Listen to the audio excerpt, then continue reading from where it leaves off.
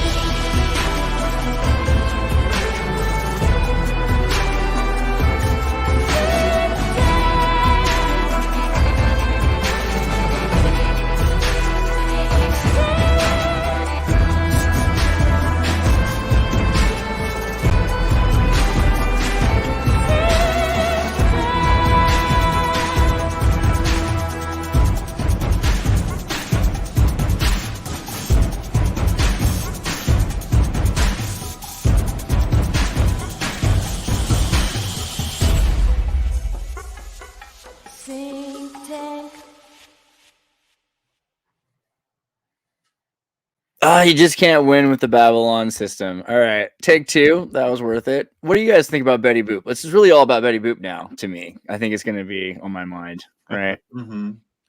I thought you were going to play Bimbo's Initiation before we started, and sorry about that, David.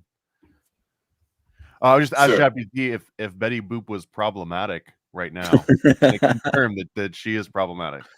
Dude, yeah, I mean, apparently Betty Boop's amazing. Like, she's like the most important character, right? Like, so she's kind of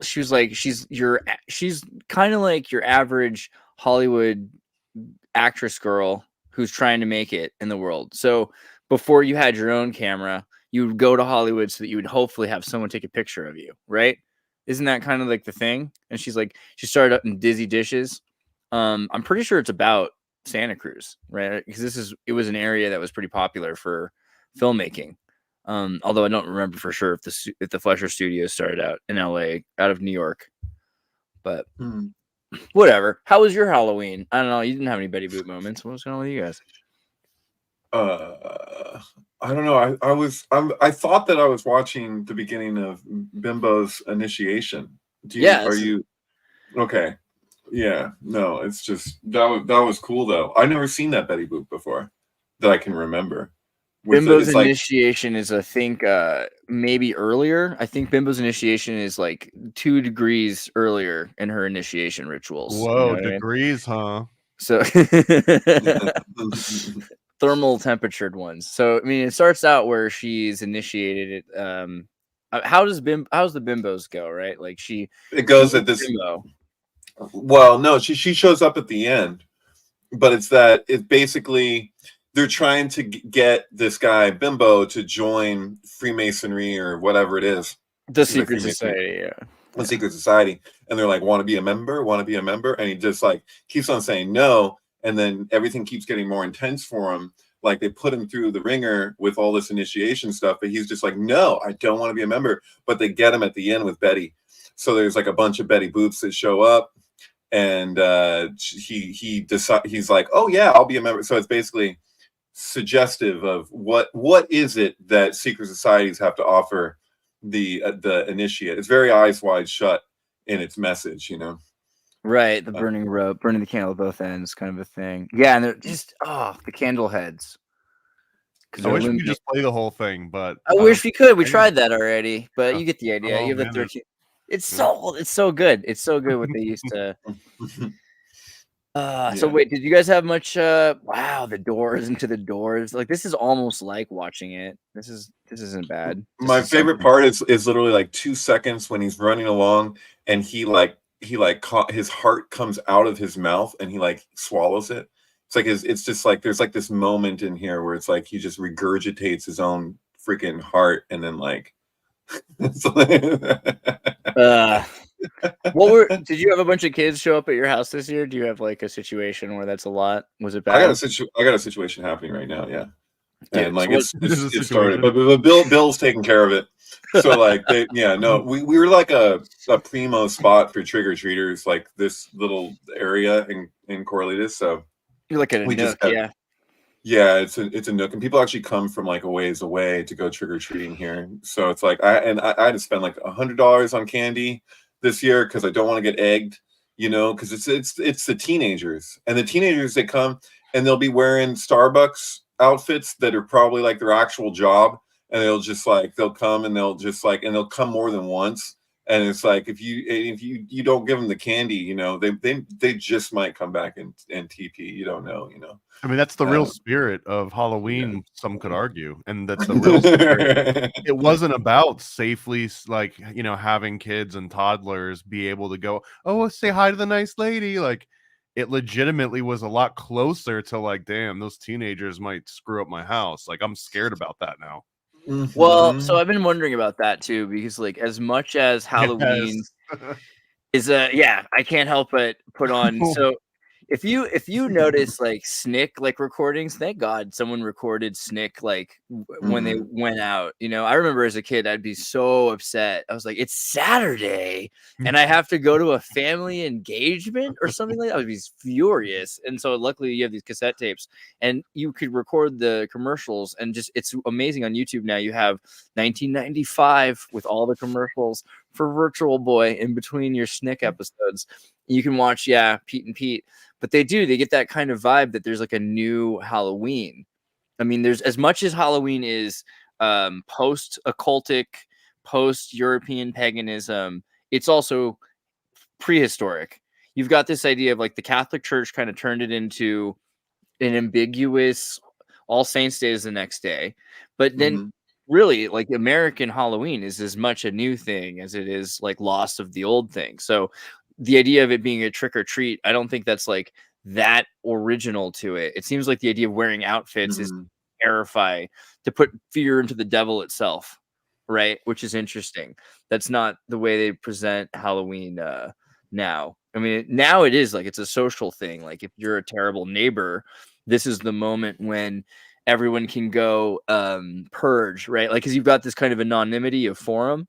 So the anonymity of forum allows for like the children or like the offspring, like the product of the product. So the consequences of your actions and of each other's actions then come back and that you reap what you sow. Like, I think that's like a causal kind of Halloween, but it's not like the original thing, right? The original thing is supernatural. Randall Carlson's whole thing is that there's meteor showers or volcanoes or whatever it is, or the torrid asteroids, and people are used to, at this point, there's all of these cultures that have like a Samhain Day of the Dead, or like a couple, like Hawaii's got a 4-day thing, Germany has like a 5-day thing. When is the Day of the Dead in Mexico? What time is that? Day of the Dead, Mexico. Let's open this up. October 31st or November 6th. Or November 6th is a well, again, such as other holidays celebrated November 1st or November 2nd. I think the reason for that though is because of Catholicism, right? Because of Catholicism moving it to align with All Saints Day. Because Hallows Eve, the whole idea of Hallows evening, it's like Christmas Day is after Christmas Eve. So you've got Hallows Day is tomorrow, and that's the day of the saints. That's when all of the super dudes.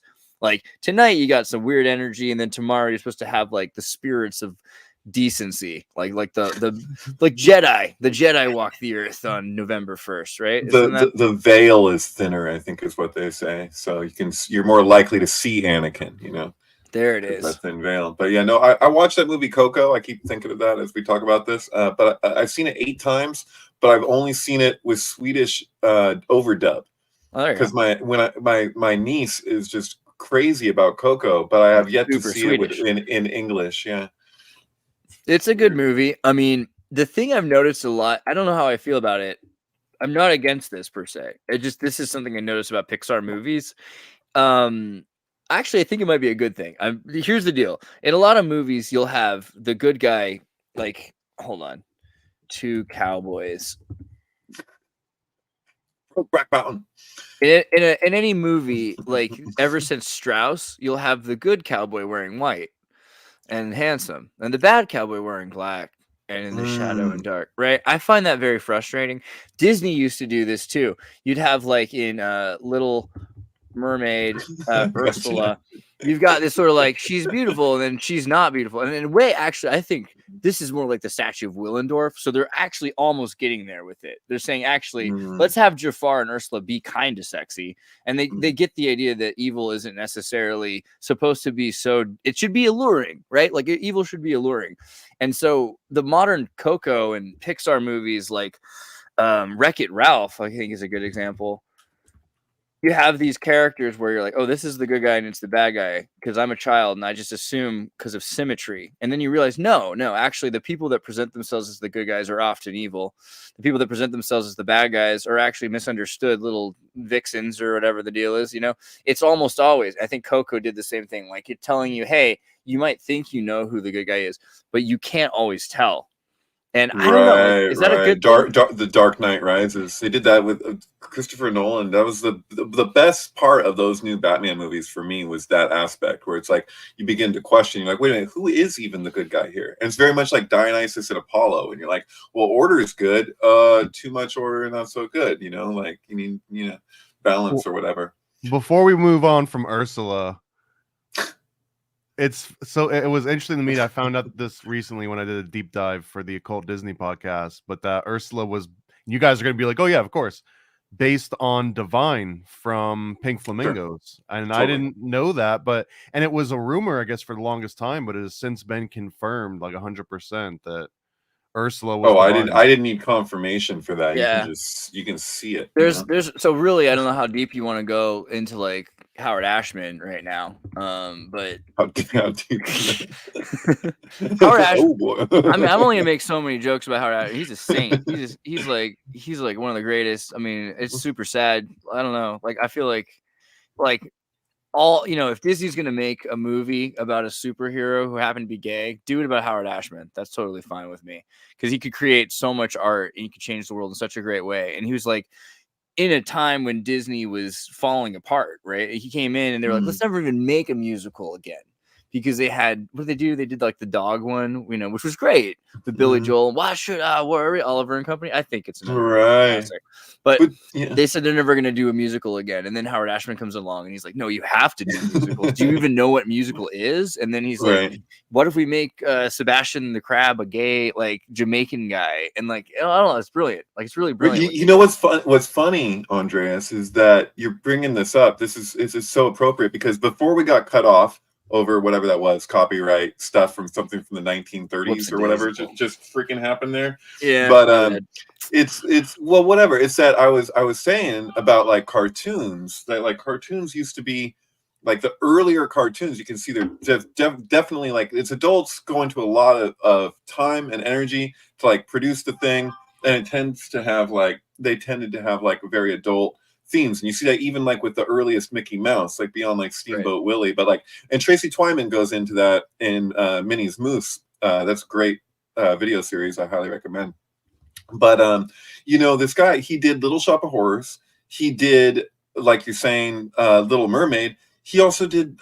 So when I said that about the cartoons, I was thinking about, well, nowadays we do have like Sausage Party. Sausage Party was an adult computer animation thing, but he did all the music for that. Same guy. It's kind of incredible, like leaps and bounds, man. And I think Beauty and the Beast too. He did all those Disney movies, and it's incredible.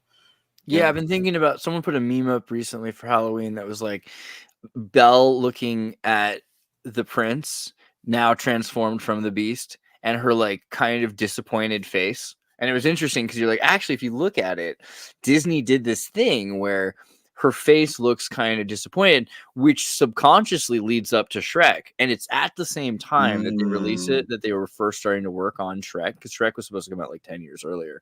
And so this idea of the princess loving the beast is not a new idea. It goes back to the Minotaur and the Cretan king, right? Like and in the Strength Arcana and Tarot, but yeah. right. So I mean, it's interesting, this idea of like the fright also. So I've been thinking a lot about fright, and Halloween is associated a lot with fear and fright. But fright is sort of this important thing because from it, it's like a moral compass almost. Like in it, you don't know what's coming, and so it causes you to make responses and choices. It could be abused, it could be traumatizing, but I don't know. Something important about it. Like, oh, dude, totally. There's 2 books that I read back to back that if I was ever to recommend anybody read one, I'd recommend they read the other 2, which was Freud did The Joke and the Unconscious, where he goes into all the different layers of what humor even is, like just like a breakdown of like what's humor, which is really a terrible thing to do in a way, because you're just like, you know, to analyze humor from an intellectual standpoint. It's just like you just not even explaining a joke, took the wind out of it. Explaining what a joke is. yeah, totally.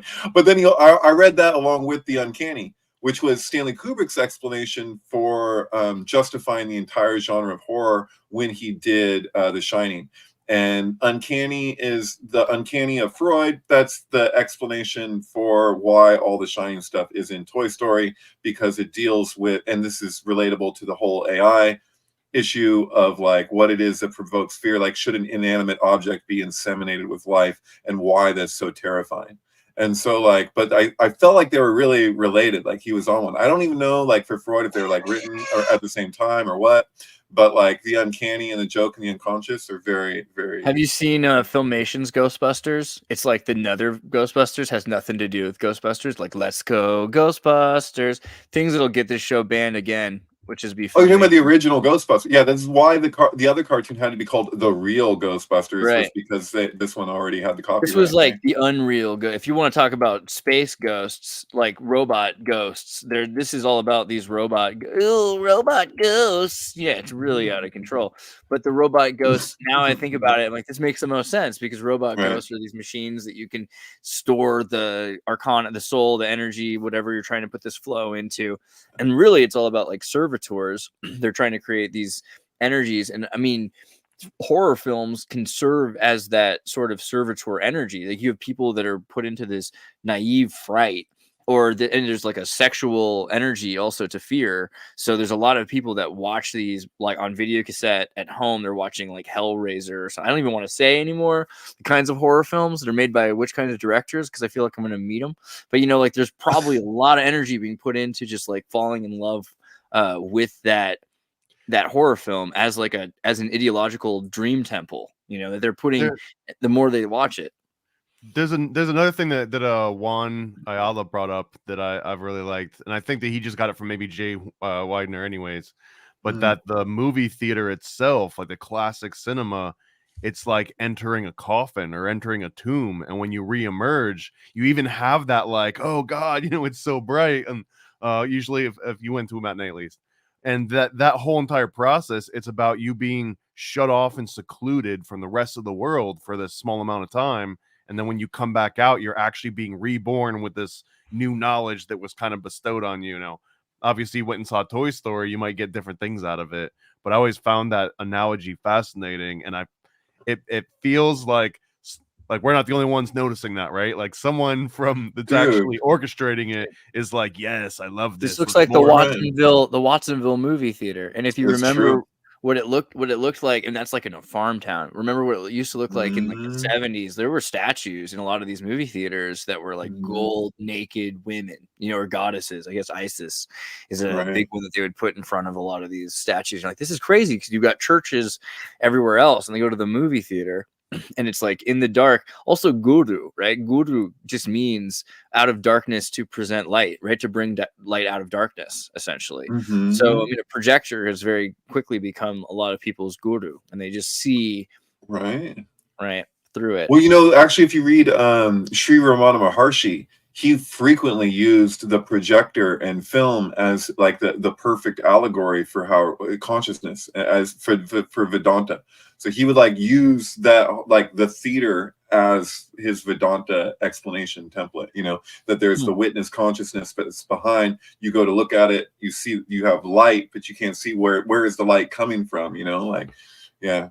It makes me really want to rewatch the 1980s version of Breathless, where they're like, a lot of it's happening in his apartment behind the movie screen. So like they're in a movie theater behind the movie screen. So yeah, I have to wonder now about that idea. Have you guys seen or read The Halloween Tree by Ray Bradbury?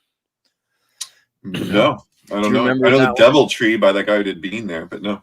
Dude, Halloween Tree is so creepy. It was this one where these kids are going to do Halloween, but then they can't meet up with their friend because he's dying. What year are we talking right now? The book is from 72. The movie's from 93. Yeah, 93 is key. I think you can probably find a scene of it on YouTube without getting in too much trouble. Basically, it's got this creepy old man, okay, and he's kidnapped, or this kid made a deal, or he stole a pumpkin soul. The souls are all, these pumpkins have souls in them, right? Because that's what they're for. We have to get into Hulus. And I mean, well, do you remember that Hulu commercial for Hulu? And they talk about what Hulu actually means, because Hulu is Chinese for the gourd you put your soul into. So they did this whole like Super Bowl commercial where they talked about like you'll scoop out your brains like melons or whatever, right? But a Hulu is like a magical tool that you use to trap a soul, and that's what jack-o'-lanterns come from. Jack-o'-lanterns are based on this idea of trapping souls in gourds. When you've got this veil, hold on, let's do that. Samhain. Wouldn't carving it let the soul out, or is it not like that? The way it works is like you present like an inviting body for the soul to possess. And so it leaves the bodies of your family or animals or your house, and it gets trapped in the lit body of the gourd. So sure. So it's like a Dybbuk. It's what I was talking about recently. Yeah. It's like moonshine. Oh, crazy. And then from there, and this is an ancient Chinese thing, but it's all over Europe and Asia too. They do this in Korea, they do this in Russia. And the Irish, you know, it's interesting how the Irish brought this culture, because the Irish had been porters. And so before the Renaissance, the Irish had traded books as collateral, as currency from the Byzantine. And so they brought information from the East. And so lots of cultural exchanges were going on supposedly between the Celts and the Iberians in Spain, and whatever didn't survive in Spain ended up in the Celtic parts of Ireland, or even into Scandinavia. And then so this culture got brought to America. And though we didn't have gourds as commonly, pumpkins were easier to grow and came from the Western Hemisphere. So very quickly it became pumpkins. But the same idea, because there were already people doing this, trapping spirits in gourds, or in, you know, just getting them out of humans, right? Getting them out of people. And when the veil is down, it seems like this is culturally like where there be dragons, this idea that at this time of year, the veil is thinner. So they trap them and then they smash them the next day, right? Once it's All Saints Day. So are they, like, just to be clear here, they're not sucking out grandma's soul. They're sucking out what, like a Thetan or something? Yeah. So that's an interesting thing too. It's kind of this like servitor, or unless you, I mean, so it's either something that's been created out of human evil. Slavic people believe that if you do something enough times, that thing becomes immortal. Like you die, but that thing lasts. So doing evil can outlast a person. And eventually you could become swallowed up by that thing, and it becomes like a demon that's immortal, right? And then that can swallow up other people, because then it'll need other people to do the thing it's been doing in you when you die. So this is like, it's almost like Shintoism to an extent. But yeah, the idea that you have a twin soul is really interesting to me. We were talking earlier, or at some point this week, about being John Malkovich, right?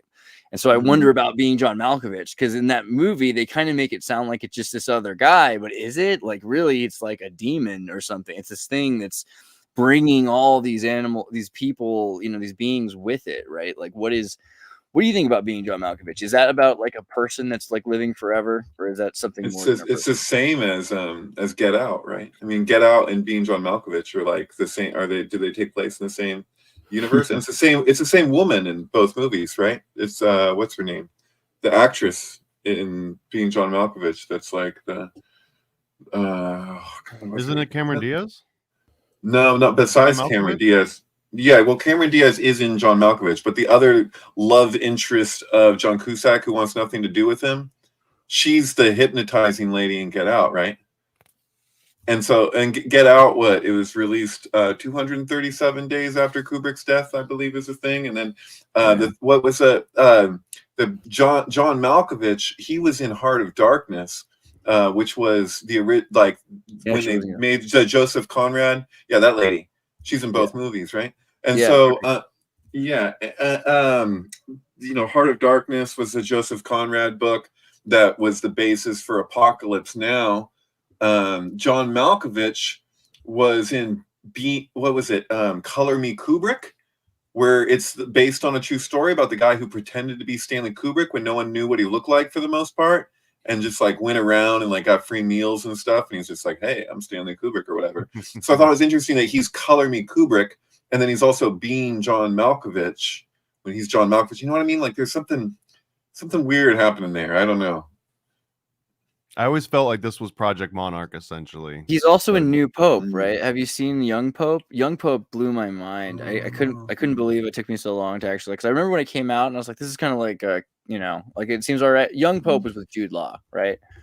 And it's a pretty trippy show. I actually I sympathize. I empathize. It wasn't bad.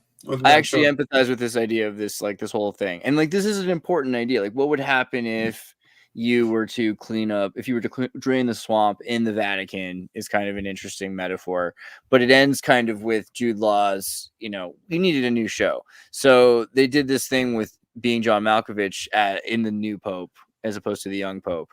So he's met the Pope. He's obsessed with Catholicism. He's got land in Italy and in Croatia. He's been involved with a lot of weird stuff like the NASA show or the Space Force show and things like that. Mm-hmm, that's true. So I wonder what his whole vibe is, what he's trying to get. I mean, I guess I feel his vibe, but what's he trying to say? What is Malkovich all about? Yeah, I don't know. He's kind of a mystery. Well, the thing about the movie, the Being John Malkovich movies, is just it's so specific. It doesn't. A lot of these stories don't seem that creative. They seem so bizarre that they're just telling you about things that they've experienced.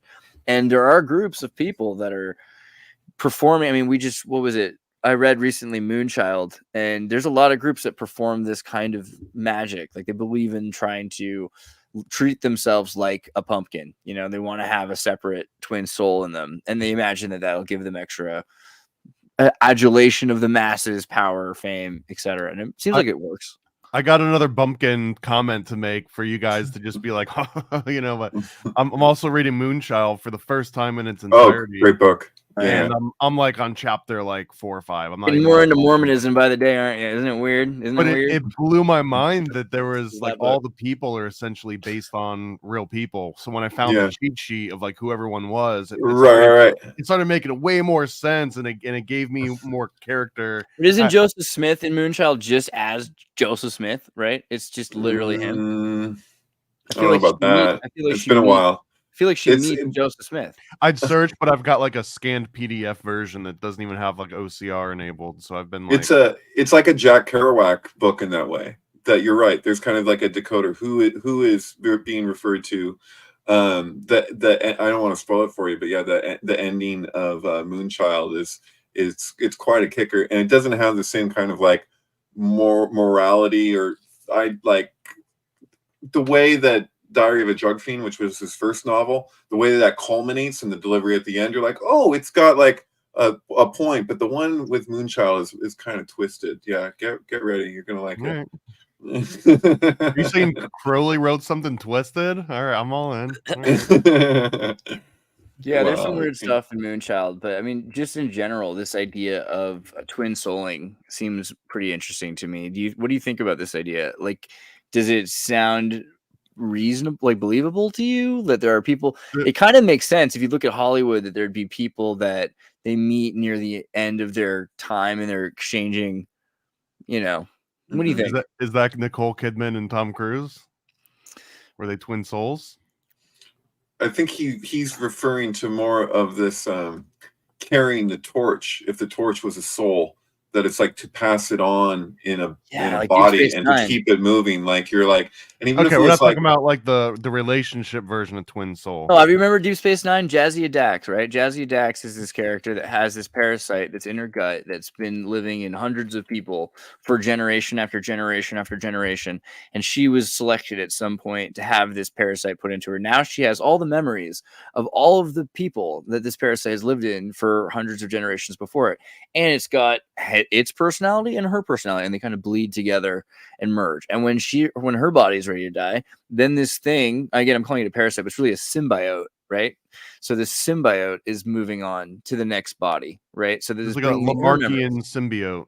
Yeah, and then the whole time, I think Captain's really into her. That was the part that was weird. It was like, because the Captain knew her when she was an old man, and now he's like, yeah, but you're like a young lady. I don't know. There's a lot you to know, this what was whole... it? Drumvalel Melchizedek made the argument that what is the, like, basically everyone's got eternal life, but what does the Pharaoh have that the others don't? And he argued that it was memory. To remember previous lives is really like that is what we would call immortality, even though immortality exists anyway. Something along those lines. Yeah, if you could just carry the torch, that'd be enough for a lot of people because you'd have a lot of the same data. The giver is like this idea, right? There'd be certain people that would be highly elite because of that, but also like stressed to levels that humans would seem like animals around you because they don't have the comprehension of the kind of problems you have. What do you think about the Flatworm experiments? Do you think it's bunk? Do you think there was anything to it? In terms of like muscle memory, is that what you mean? So the general premise was that this guy, and funny enough, this is based on twins. Okay, so the guy it's working on these, he's cutting them in half and he's seeing them regenerate and everything. But he's reading a magazine, and in the magazine, I wish I could remember the exact issue and everything, but there's a Doublemint ad or something like this nature. Basically, the advertisement is two twins, like two twin girls, and one's messy and one's clean. And he's thinking to himself, he's been doing research on these flatworms for a long time, and basically that thing where like children, oh, if I cut a worm in half, two worms grow. Well, that's actually somewhat true for flatworms, not so much for earthworms. Pro tip. But when you do it with flatworms, they really do generate. And he had this like ship of Theseus moment where if I cut it in half and it's like a little bit this way or a little bit that way, yeah, like which one is the original one and like which one has the memory. So what happens if I train this flatworm to go through a maze, like a mice through a maze, and then chop it in half? Well, both of those sides retain that information. And he basically said they did, but he took this one step further and he was able to feed these bits of flatworm to a new flatworm that had never been through the maze. And he claimed that his research showed that upon eating the flatworm that knew about the maze, the new one could traverse it faster than his control group that didn't have little cannibalistic Lamarckian, like epigen. I don't know what you would even call that. But it seems very similar to the concept that we're kind of talking about here, where if you could take actual knowledge and just through osmosis or through like consuming it, and I think that's where Kuru started, right? Like all these tribes would eat the brains of the grandparents, and it took them forever to figure out what the hell was causing it. And it was like, oh, there's a protein in the brain and yada yada. But that was the general premise, is that like you wouldn't just throw away grandma's knowledge. You're not just gonna bury her and throw her brain in the ground. It's like hundreds of years of knowledge that you need to ingest. And then I don't like the premise of it makes a lot of sense, right? So anyway, dude, I love this comment. So Aaron says there can be only one. So I'm just like, I was thinking of Dune. I was thinking of a lot of things, but it's actually, there's a whole thing where Hashem calls Yaakov a worm in the Torah, and why did he call him a worm? And then supposedly there's this whole gematria explanation of it, and apparently that's where Frank Herbert took from, like with the whole premise of the significance of the worm actually has like Kabbalistic meaning. I don't remember all the levels of it. What about Shmear? Does this tie into it as well, or is that its own thing? I don't know. That's a good question. I forget. The Shmear is also a worm, is it not? Right. And then, well, there's the thing too is that all the old Not rugs, from like Shmear. the dye that was used for fabrics and rugs came from bugs, this certain kind of worm, right? I think it's SHAMIR, or at least that's the version in my head. It's not English. It's definitely Solomon not. Shmear. There it is. I got it. Yeah. Good job. All right. Big old bug right there. King Solomon said to use it in the building of the first temple of Jerusalem in the place of cutting tools. For the building of the temple, which promoted peace, it was inappropriate to use tools that could also cause war and bloodshed. Right. I mean, So this is the Omni how, from Nausicaa, right? Remember, This I is was Sandworm from Beetlejuice, 100%. This is what I imagine. I was putting it side by side with the that submersive that was going to the Titanic that imploded.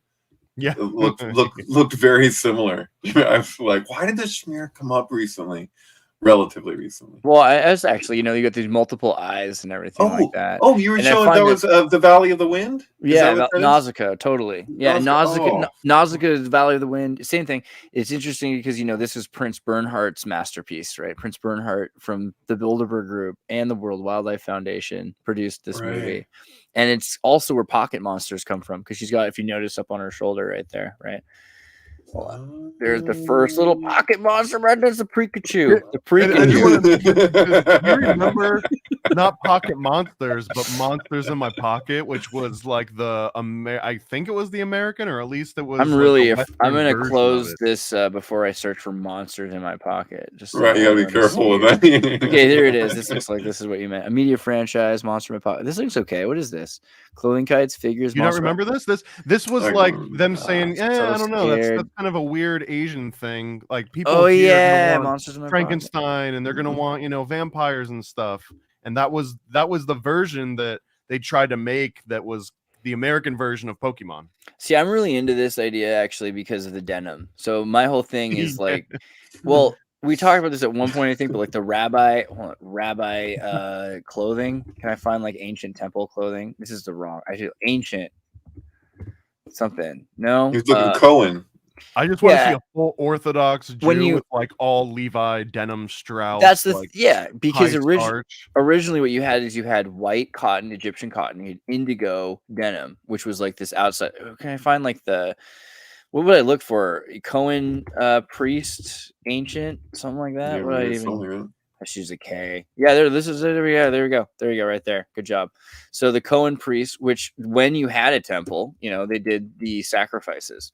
And so they would wear the denim, which is a certain knit that you wear of cotton on the outside. So you have undergarments, which are these white magic undergarments, straight up. I mean, they're not, that's a thing. And then Darth Vader's little plate right there, which is Darth Vader's plate, and that's why it has the Hebrew written on Darth Vader's plate, which is really weird that they like that has weird meaning. So this was actually a used for prophecy, right? So yeah. I'm trying to find if I could find the plate, but they changed it. Maybe if you put a Hebrew, yeah. Yeah, well, that made it worse. That's exactly the opposite. No, there we go. There it is. Okay, so before they changed the letters, you can see the original Darth Vader was written in Hebrew, which is just like, what are you saying, George Lucas? What kind of theosophic nightmare trip are you on? Well, what he's really saying is, by his merits, he will. That basically, how does it translate? By his merits, he will be judged, or by his merits, something like that. Yeah, like judgment to freedom, or whatever. Like judge, jury, and the like atoned. I think it was even had to do with right. Like, right. Well, that happens with Darth Vader, and so that's why when George Lucas was asked, about like that was the cover of Wired magazine, where it's like half of his face was George Lucas and half was Darth Vader, was because he said that in that interview that he identified with Darth Vader, and it really makes sense with the merchandise and the whatever the hell happened with him. But like that the whole premise is about redemption, and it's written on his breastplate in the first place. Oh, that's interesting. Judaism. You're muted. Andreas. Oh, sorry. I was just thinking about like Reform Judaism. I'm not sure if we have to be careful before we go through that article. I'd like to know what they have to say. But yeah, the breastplate idea and the indigo thing is interesting to me because if you have the Solomonic priests that are supposed to be able to control demons and keep them from taking over their bodies, right? But then they're able to master them. Where would you keep your demon? Probably in your pocket or something like that. So demon in my pocket, as long as you got a denim pocket, kind of makes sense. I always thought it was interesting that you've got no temple, but then you've got America, and America's got like a lot of American civil temples, right? The whole country's filled with them. And you have then an entire generation of the entire everybody were wearing white Hanes Fruit of the Loom underpants for a while with these denim jeans. It seems like they were pretty close to this outfit. Like this is it's a tunic, short sleeve. Wait, is that a name of somebody involved with like Levi Strauss? Is that like two people, or is that literally a reference to the tribe of Levi? I think Levi was his name, right? Los Strauss, but he was a Levi, I think was what his deal was. Okay. So his name was Los Strauss, and early life Levi Strauss, born to a Jewish family in Butenheim on February 26, 1829, in Franconia region of the Kingdom of Bavaria, in the German Confederation. He was the son of Hirsch Strauss and his second wife, Rebecca Strauss. In 1847-18, he traveled with his mother and sister to the United States to join his brother Jonas and Louis, who had begun a wholesale dry goods business in New York City called J. Strauss Brothers and Company at 108 Liberty, Manhattan. After arriving in New York, Strauss worked as an itinerant peddler of goods from his brother's store, kettles, blankets, and sewing goods. Yeah, once you got to San Francisco, I think is when they started doing jeans, right? Yeah. Huh. So that feels meaningful because you're talking about the denim and you're talking about the color. Of course. It totally comes from to me it seems like it's part and parcel. Now, of course, there's other people that are using denim, and it's not just exclusively Cohen. Like Egyptians used it, and so in Texas you have like Lebanese that use denim. There's a lot of reasons why. That's the story. That's the legend of what the big deal was with Babylon was fabric, like just like producing the most elaborate variations and different expressions. Another version of the Darth Vader mixed with denim too, and also huge in '93. Was remember when Oshkosh B'gosh, everyone was wearing like Oshkosh, and someone would have like half of it down because Crisscross did like half of it down. Word, who could forget? I did a video at one point talking about like if you look at like ancient Asuit and this kind of Tuli Bedili fabric, right? This is just really old. It's far older than chainmail, and yet a lot of it's even stronger than chainmail. The original versions of the suit stronger than chainmail, and it's this lighter kind of chainmail. So as time goes on, we have chainmail comes later. It's like as if something gets worse in time, but the original is better. So we go to the original to find like the highest grade version of it. Yeah, like this material. I want that stuff. That's cool. Material's good. I wish I could remember the exact name too, but that's how modern architecture was also kind of like rediscovered from old writings that got retranslated, and should they have not have been found, they basically replaced the way that we were doing architecture entirely, and the writings that were found were hundreds of years older than the architecture that they had just like continued making. And it was so many of these things that can just be lost to time. That are we going to Tartaria? Is that where this is going? No, it's not going to Tartaria. No. It sounds like it though. Well, there's like a real version of there's a lot of things that are lost to time. Blockbuster's lost to time. Try talking to kids about Lost Boys right now. It's lost to time. I don't know. Oh, can we just look at that poster for a second? Just the classic, obvious one, like up there with the writing. This one up here, just like this. Yeah. These are all standard. These are all cassettes. There it is, right there. There it is. Yeah. So you see which letters beyond the are emphasized and being reduced. So just scroll down to the bottom part of it if you can. There. O-T-O. You see that? Interesting. So when in the scene in here where he's meeting Star, so Michael is meeting Star. And she says that her name is Star, and he goes, "Oh, your parents?" And she's like, "Oh, what do you mean?" He's like, "Your parents too." And she goes, "Ex-hippies." And he's like, "I came this close to being named something like Moonchild." Oh, that's right. And right. And so apparently, I forget the director of this movie, but apparently he has some connection with the OTO. I pointed out connections I was making with this years ago to somebody, and they're like, "Oh, that guy? Oh yeah, no, he's like all up in secret society stuff." So I don't remember who directed Lost Boys. I was really disappointed. I watched the Siskel and Ebert where they were directed by analyzing Joel Lost Boys. Joel Shoemaker. Look at Joel Shoemaker's face. Yeah, oh my god. He wanted to make. He wanted. I don't want to say anything rude anymore ever to anybody ever again. But like he did make some amazing movies, like St. Elmo's Fire is cool. Batman Forever he worked on. I think the thing is with Shoemaker, he wanted to make Lost Boys about, it's going to be more like a Cockney street ruffian of New York. But of London originally. And then he's like, well, we should do it with American money. So then New York. And like, actually, Santa Cruz. I don't know how that happened exactly, but they were between LA and money. And somehow he was like in Santa Cruz. It's like, this is it. Oh, this is I heard that the story was, and it could be false, but I heard that it was because of how many murders had been happening in Santa Cruz that he was like literally like looking at the map and was like, oh, well, murder capital of the world, or the country or whatever it was going to be. It's pretty practical. I mean, but also just he'd wanted to make it about London. And so it was supposed to be about orphans. And you've got how people are getting kidnapped and killed at night. Like these young boys go missing, and they're getting killed. And so they're going off to Never Land. And then also some of them are involved with human trafficking.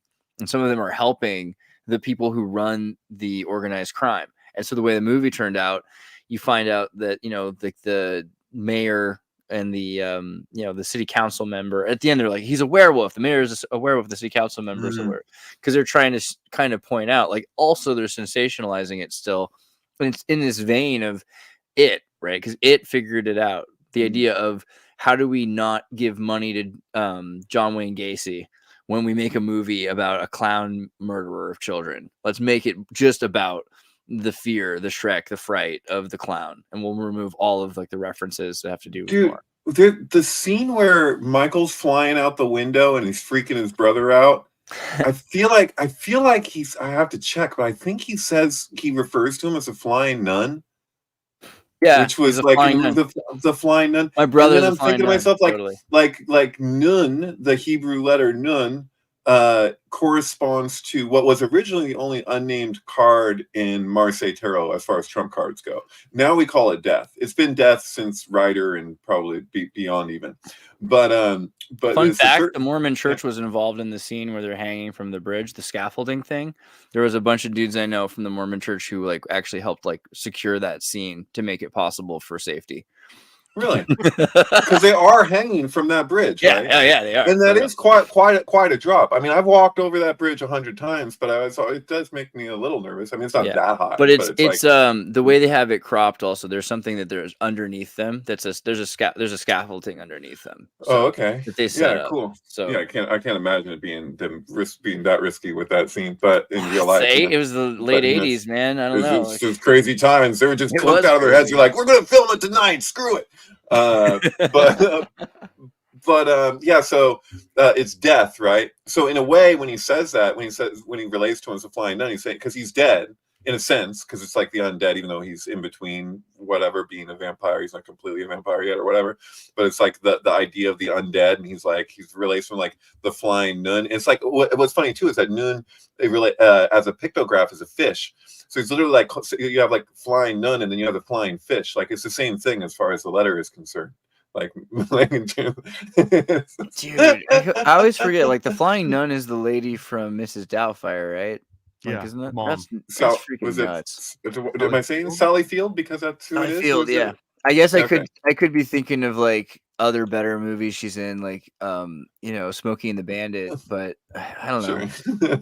I got issues. Also, the comic book shop, right? Dude, and so those are the Frog Brothers, right? What do they call them? The Frog Brothers. Right. So, yeah. Like Keck. Yeah, Crowley had that thing where he crucified a frog. He had instructions to crucify a frog. It's so weird, and it's does this mean that Beavis and Butthead, like most infamous episode, might have been like a Crowleyan ritual? I mean, the thing with the frog thing is it's like you have frogs at transition periods, so there probably are like rituals to stop transitions if you're trying to like control your staying in power longer or something like that, like, or keeping the transition from happening. Maybe you have to kill the frog. I don't know. I mean, I keep wondering now more and more about like the Oh practical no, there's reasons. a dude. Does that mean I'm just thinking the sync that David and I have been on about stopping that process and how Bohemian Grove is emblematic of the elites stopping that process, and then here Absolutely. we've got the frog being the thing that might actually change, that dynamic or help restore the balance of that dynamic. It's wild. I mean, because This is frogs are tech indicative of magic. dawn. Yeah, they're indicative of dawn. So like if darkness is like darkest before dawn, then you start to hear the croaking because the light is coming. And so you know that transition's coming. And so often they don't have a temple of their own.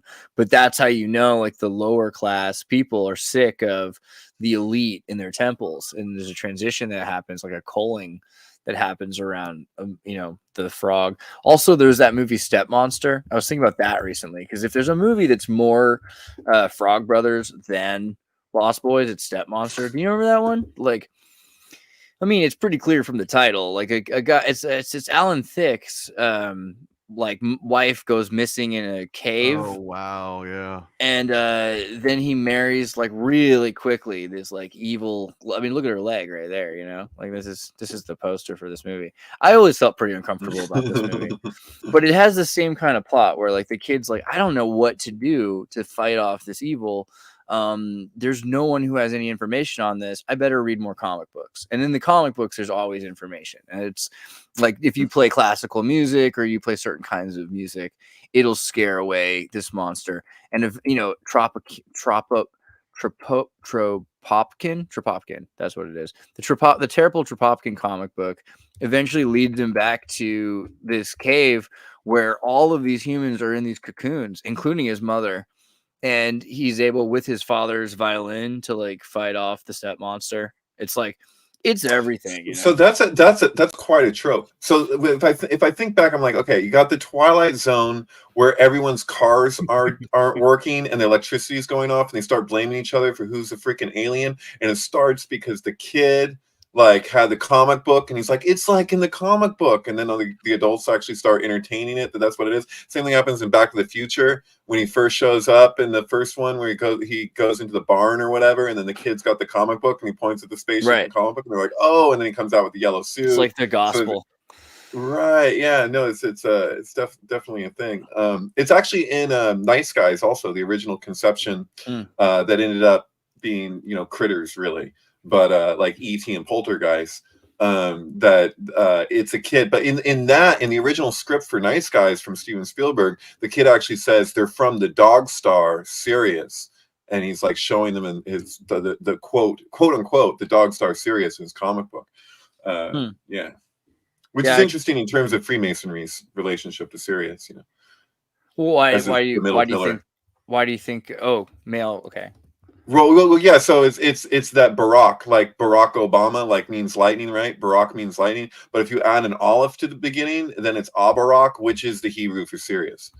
And so the idea is that the first emanation from Keter is aleph. So it's the first emanation making up the lightning flash that extends to the tree. So you have lightning, and the aleph becomes Sirius. So therefore, the top of the middle pillar is Anyway. Stefan says Google Tray 9SA8. Okay, let me just really quickly. Tray 9SAIS electroluminescent chest plate. All right, I don't know what I see here, but should I be imaging searching it? Is this it? Okay. All right. This is something from various sites. San Pedro Atacama. Oh, nice. It says snuff trays. That sounds sketchy. Okay. Well, because they mean like rapé, but also. Oh, that kind of snuff. Sorry. Yeah. I thought it was like a Videodrome thing. But you write it down. Snuff rapé doesn't sound much better when you read it aloud. I mean. Happy Halloween. I don't know. This is great. This is great though. This is these chest plates. I've noticed this idea of putting like 12 tribes together. I wonder, what is this? How many is this? 4, 1, 2, 3, 4, 5, 6. Well, which is kind of a trip that what do they call it? The Urim and the what was the name of the? We were just looking at it.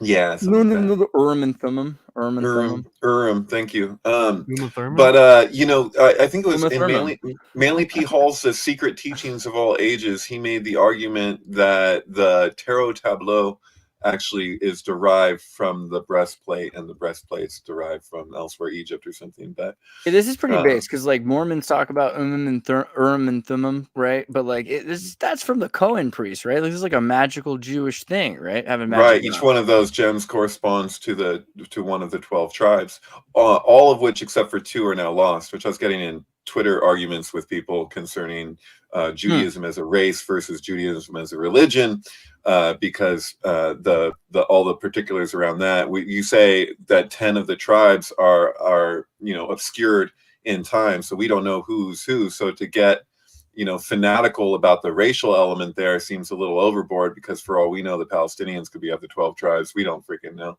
So it's probably space people.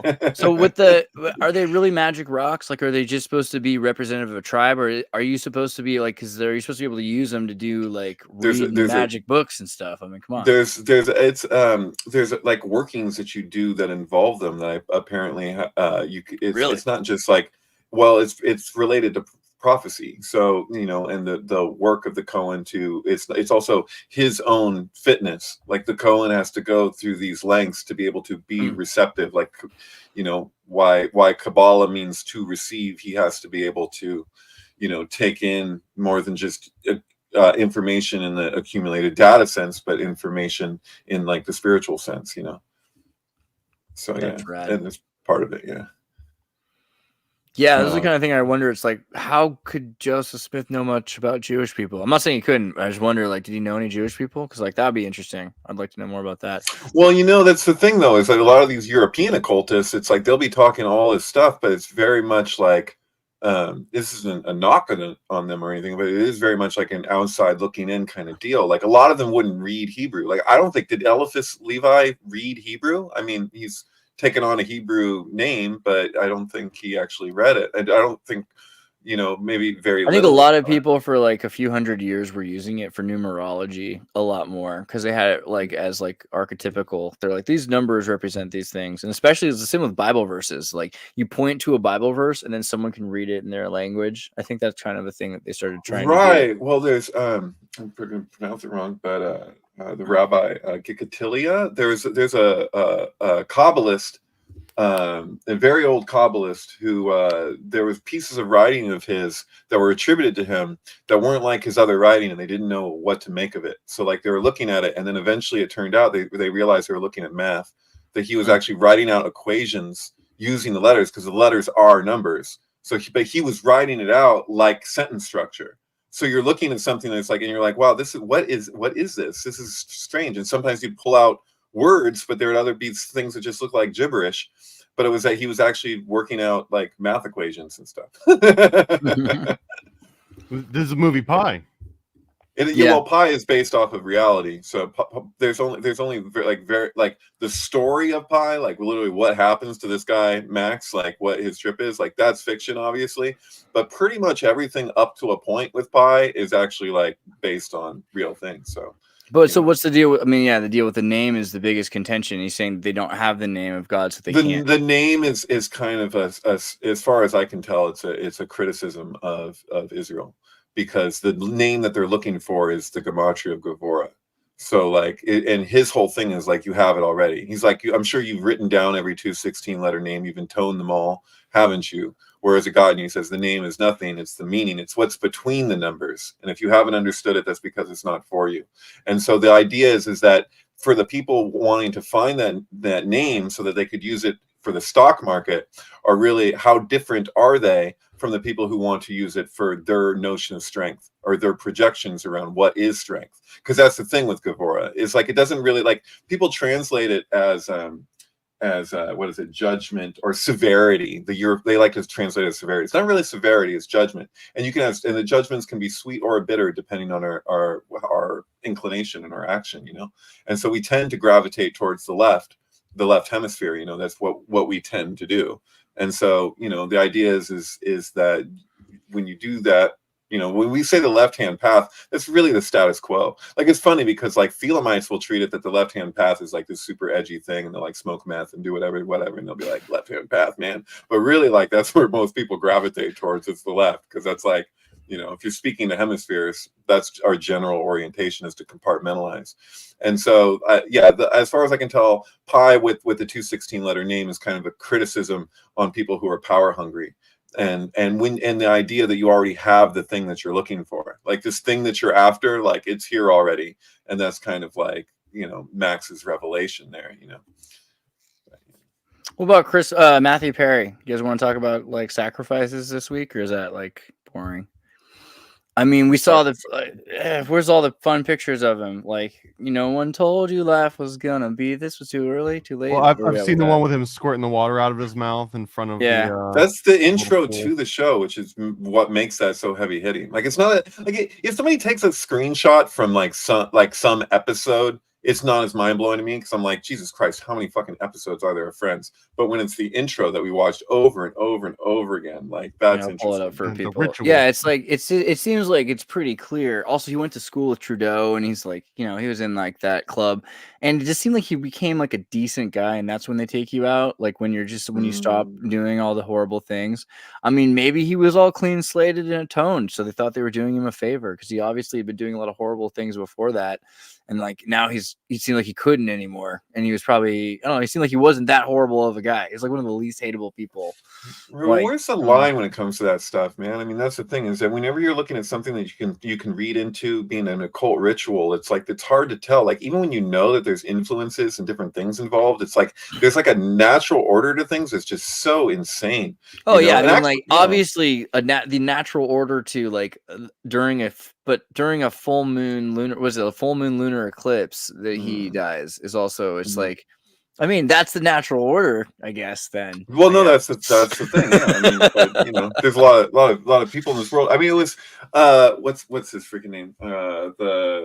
Who's the Warhol? Andy Warhol argued that, he said it's going to be like every day you're going to have another dead celebrity, because the nature of celebridom is sneaking up on us in a sense over time. But as a Catholic, every day we have another saint's day. Like every day, that's why every single day there's somebody. You know, it isn't that that's not true, but it doesn't. But then that's kind of like saying, you know, I'm in New York City, and there's a lot of people that die every night in New York City. So it doesn't happen or something, or it doesn't matter, or like I just like, yeah. Well, it's just the increase in celebrities. Like how many celebrities? I mean, like Grumpy Cat died, and I almost shed a tear. You know what I mean? It's like it's just so over the top. You know. I don't know. I also wonder about that. Like, are there really for Grumpy Cat? Are there really the same? Are there really the same kind of celebrities still right now? Like I feel like there's like Elon Musk and his crew, but other than that, are there really like people that are Elvis level? Like, anymore? I think that's a good point, and I mean, on a slight tangent, but like, I'm just going to say the words Common Core first, and then you can derive from that. But this weird, like push, right? Because when we were growing up, early, you know, back when we had to trek through 2 feet of snow and get to, you know, class and everything, but you could sort of relate what like a celebrity was across the board. It was 1980. Everyone kind of had an idea what celebrities were, and you could come to a consensus. But now it's like so far detached where your kid, like a celebrity him, might be someone that's like really good at playing some obscure video game on Twitch that also has like 30,000 people that are just like really into that niche. And like when that kid dies, right, when he gets cancer and dies early, you don't understand why your son or your daughter is like distraught. And it's like, what happened? Like, who died? Yeah, like, dicks out for her hombre. Right, one, and if it were, you know, Michael Jackson, and if it were, you know, I don't even want to start like throwing out celebrity. Like if it were Matthew Perry, some people shed a tear for Matthew Perry, but also some people probably shed a tear for, you know, insert some random Twitch streamer's name. And I don't think that's good or bad, but it's weird because now like we can't share that same like social grieving process that maybe we used to be able to in a more structured way. Like I don't know if Bill Maher told him to his face that he was in hot water last year almost to the day. Like that's just, I don't know. Okay, sure, I'm all right with it, but wait a minute, didn't we just have something else where somebody was told, what was that? We discussed this on the show. We showed a clip of somebody being told to look out or something on some talk show. It was the ginger who was You I don't racist. watch those shows. What was his All I remember was the red hair. No, I don't. Conan O'Brien Conan told O'Brien. somebody to watch Oh, himself or that's something? right. He did. Yeah. And this is what I believe, though. I mean, talk show hosts. I believe this. I believe this as much as I believe in any religion. I mean, Jimmy Kimmel's doing his show right out of the Shriners Hall on Hollywood Boulevard, right? Like, it's right. Like, it's, if you wanted to go to see the Jimmy Kimmel show, you have to go into the Masonic temple that says Freemasons build their temples amongst the many nations and in the hearts of men. Like, you got to do it. Like, it's you got to walk on the. Something wild about Jimmy Kimmel. I just want. Isn't it Jimmy Kimmel that took over? I wish him all the best. The Twister ride, I think. Like, they shut down Twister and they replaced it with the Jimmy Kimmel ride. Am I just making this up? What do you mean Twister? Like Twist? What's this? At Universal Studios. And they replaced Twister with another ride. I don't know. Yeah, bro. look. Sorry, Jimmy Fallon. Jimmy Fallon. Yeah, well, he's the devil. Jimmy Fallon. Jimmy Fallon's the devil. No, I was kidding. I love Jimmy Fallon too. I love them all. We love them all. We wish you all. Be sure to say really you well. love them all, because you may end up really meeting well. them at some point. Yeah. And you don't want this to sneak back up on you. You end up collaborating with them. There's a moral in here, kids. Yeah, there really is.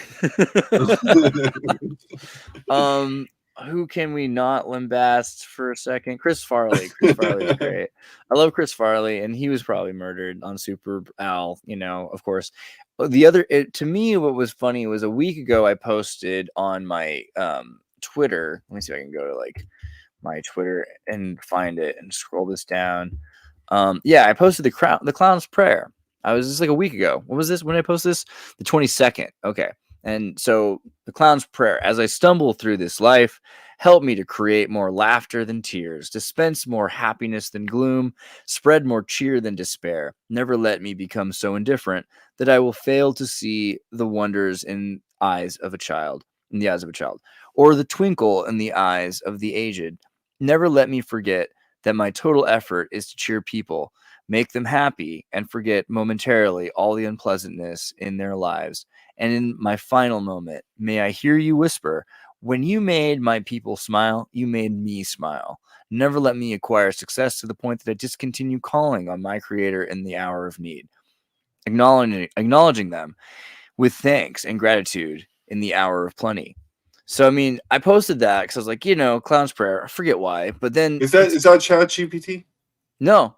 This was the Clown's Prayer that was found in Chris Farley's pocket when he died. Oh shit! Okay. Yeah, and so it's just a week ago. It's just been on my mind already. So I guess maybe that's part of the issue for me. I'm like already thinking it. Fun fact: I had a friend that was in rehab with Chris Farley because he went to Naples. It was called the Willows in Naples, Florida. And that was also where the Doobie Brothers were at, and then I actually smuggled some weed into the back of the dumpster. I don't know if that's good or bad, but they all swore that it was great for them because no one saw that as like a drug, but a lot of them were getting off of like opiates and stuff at the time. So anyways, I did my part. Yeah, I mean, the opiate problem, and I think that's a big issue. I don't know if Farley was on opiates. I know he was on cocaine, and he was a great guy. Like, if you look into Chris Farley, he was one of those. He was a Boy Scout helper. What is it? Like the Big Brother Club or whatever. Like, he would, when there's orphan, right? No, he was Catholic, and so he was he helped like little kids, like who were orphans, and like the older brother program, that thing, like Big Brother program. He would go take care when he's not doing Saturday Night Live. He's out taking care of orphans and walking them around town, keeping them out of trouble. Keeping himself out of trouble. Make sure that they don't end up in a van down by the river. Yeah, seriously. Doing his part. Whoop, whoop, says Jetty Watson. What's up, bro? Thank you, sir. Yeah, I mean, so he was a great human being as far as anybody's ever said about him. And so it seems really sad. And it's totally possible that, like, the universe just ends up this way where, like, you pay for your consequences of your actions. And, I mean, that's pretty reasonable, too. But I wonder if is it just that we saw these movies that are metaphored about the thing, and we're like, this is the magical reductionist explanation of what happens is if you're evil, the universe gets you. But really, maybe it is more nuanced. Maybe it's only the good die young too, and that's the thing. It's like everything's twisted, man. It doesn't always work the way that you would ideally hope that it would, you know. Right. Well, I think it doesn't have to be, I won't say inverted logic, but like it still makes sense, because maybe it's not that they're being punished, you know, by being removed from the earth, but maybe like we just didn't deserve more time with Chris Farley. Like, yeah, like Seriously. humanity as a whole, like we didn't deserve more than he gave us. That's the Christ argument that I hear from a lot of these Pauline Satanists. You know, they're like, "Oh, you know, Christ was look. This is all we get, like, because we really didn't deserve more than this." Satanist? Is that a Satanist? Yeah, the Paulines, the Paulines. Well, anybody who thinks that like they can sin because like we figured out this like magic ritual where we just sacrifice the shepherd. I mean, that just seems like it's so crazy to a level of hilarious, you know, like somebody showed he wasted the sacrifice. If we don't start sinning now, like otherwise he's gonna like you get like, up there and Jesus like, what are you guys doing? Like, did you not see what I gave for you? Why aren't you partying? What cartoon is this, right? Like, it seems like it should be like a gag on like a Saturday Night Live show itself. Like, this dude shows up and he's like, here's like a great way to live. Check this out. I'm gonna model behavior. And they're just like, dude, that guy's so awesome. If we kill him, we can sin as much as we want, because he's like, because that's how atonement works, right? You need the purest thing possible. I mean, that's well, isn't that the thing though? With like, because if you look at like the end of like Return of the Jedi, and he's like dying, and then he's just like, and he's like, no, I need to save you, and then he's like, you already have, Luke, you already have, or whatever, and you're like, dude, like that's the Christian thing, is where you're like, I could do what I want throughout my life. On my deathbed, I'll do the thing, and then it's like, oh, it's all problem solved, right? Problem solved, right? It's the Rockefeller spiritual system. There was something you mentioned in the mix that was bringing up a phenomenon for me that really, really irks me. It's really frost my cookies. It's like this thing where, you know, when people will like, sorry to do this, but like I got in arguments with people in 2020 online. Like people that I knew, and we're going back and forth. And I'm like, no, look at this thing. Look at this document and tell me, like, please scrutinize this. Tell me how I'm wrong, because this is what this looks like to me.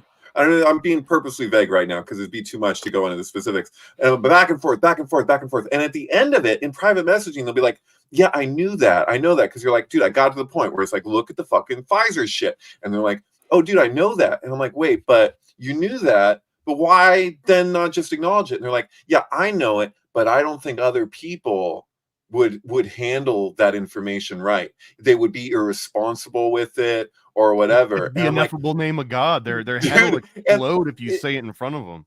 You know this phenomenon though, where it's like people are like, yeah, I know, but I don't think other people should know, because this is how censorship was working at that time, and like it still does. It's just this phenomenon where it's like, I get it, but I'm hip enough that I know how to navigate having that bit of information. But we don't want other people to know this, because it's like, I would get into it with people. I'm like, wait a minute, you can't tell me that you don't know that this fucked up thing. I'm like, yeah, but we don't want to. This has been my experience. Like, so I was just in this group. I think I brought this group up before last week.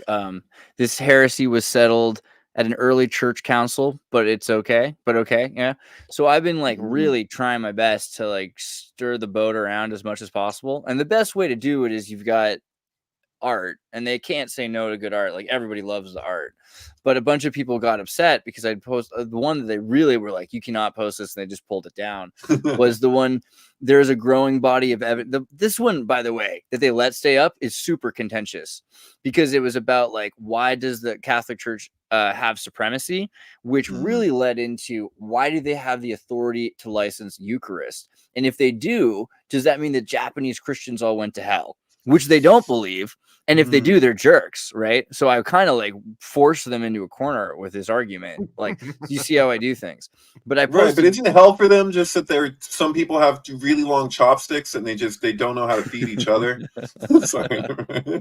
Hell is other people. But I posted this one because I was like, okay, you guys are super into Catholicism, and a big reason for it is like, you think Rome is super key, but like, that's only because you had to leave Constantinople. So like, let's talk for a second about this idea that Peter built his house on the rock in Rome, right? Well, Peter is the rock. That's what the name is. Yeah, I thought it was Dwayne Johnson, but it's lost in context. The deal is that there's no evidence that Peter ever went to Rome. There's none. The bones aren't his. The building isn't his. The church isn't built then at that point. There's 25 popes before Constantine. Like, the whole thing is after Diocletian. There might be like weirder stories. Like, you could Jesus and Mary Magdalene going to Rome. More like, I mean, it's crazy as that sounds, more likely than Peter going to Rome. And so at a certain point, they're just like, dude, this group isn't for this. I'm like, yeah, but like, you then just point me in better direction of data. Like, well, this isn't about that. Like, you're supposed to just make fun of things like the Trinity or something like that. Like, come on, man. Like, here you've got a perfectly great conversation. You've got members of your group that are like from Orthodox, get all this background. You want to get back to the root of the church. And it's like, this is what I keep finding is like, people don't really want to do that. Like Lutheran, not enough. Lutheran just wants to do the same thing that's already wrong. You got to go back all the way to the beginning. How long back do we have to go before we get to before apostasy? Probably like a week before crucifixion. You know what I mean? I don't think we even have any. There's no post-Christ church that's not already blasphemy. It seems like, and the whole deal also seems like it should be around this idea of Halloween, because it's, hey, celebrate the people that were good and try to scare away all the evil spirits that are bad, so that you can keep people emulating positivity, because you want this Krishna consciousness or Christ consciousness or positivity consciousness. It's really about getting as many people to be as positive as possible, which is, it seems like the opposite of the message that's being pushed, right? Like, forgive yourself for whatever. Maybe, I don't know. I mean, devil's advocate. Do it. Even an opinion here, but it's like, I like the name, devil's advocate. If you flood the world with lots and lots of good, then it's almost like you're just waiting for something overwhelmingly bad to develop in opposition to that. Maybe not in equal parts, like a huge spike in evil. Whereas the opposite, if you're just like trying to raise the level of the sea, right? Like the tides rise of just evil in general, then maybe in some sort of balancing act, you get this spike, you get the little, David probably knows the name, or Andreas knows the name, a little dot in the yin yang, right? Like, that is a highly concentrated aspect that can also help balance that and all that sea of, good or bad. So making the whole world good means that we get another, German leader, essentially. But making the whole world overly bad, maybe that's what brings on, the well, isn't that concept why they say that the Antichrist will bring about peace? That's one of the indications of the Antichrist. And you're like, everyone's like, oh, cool, peace. But there's a flip side to it, because it's not the real deal. It's a substitute version of it. It's like the Klepo mirror tetragrammaton. So it's like there something appears one way, but it's not exactly what, it's quiet, and then someone's like, it's a little too quiet. Yeah. Well, peace isn't necessarily like equal rights and justice. Peace isn't justice necessarily. Like, a lot of people could have peace with like slavery. There could be no right, and it could be truce, and it's the difference between truce and peace, I guess you could say. Because a truce is like, you can have like, just visualize, you got two rows of people. It's Bhagavad Gita, right? You got they're ready to go to war. They got their weapons, but they're like, hey, we've got our weapons. We're on guard. We're ready, but we're not going at each other. Whereas peace is like, the weapons are fucking melted down and gone. Like, we're just like, so the armor is taken off. There is no battle potential anymore, because we're done with it. Done means done. Whereas like a truce is like, they got their swords drawn. They're just not going at each other.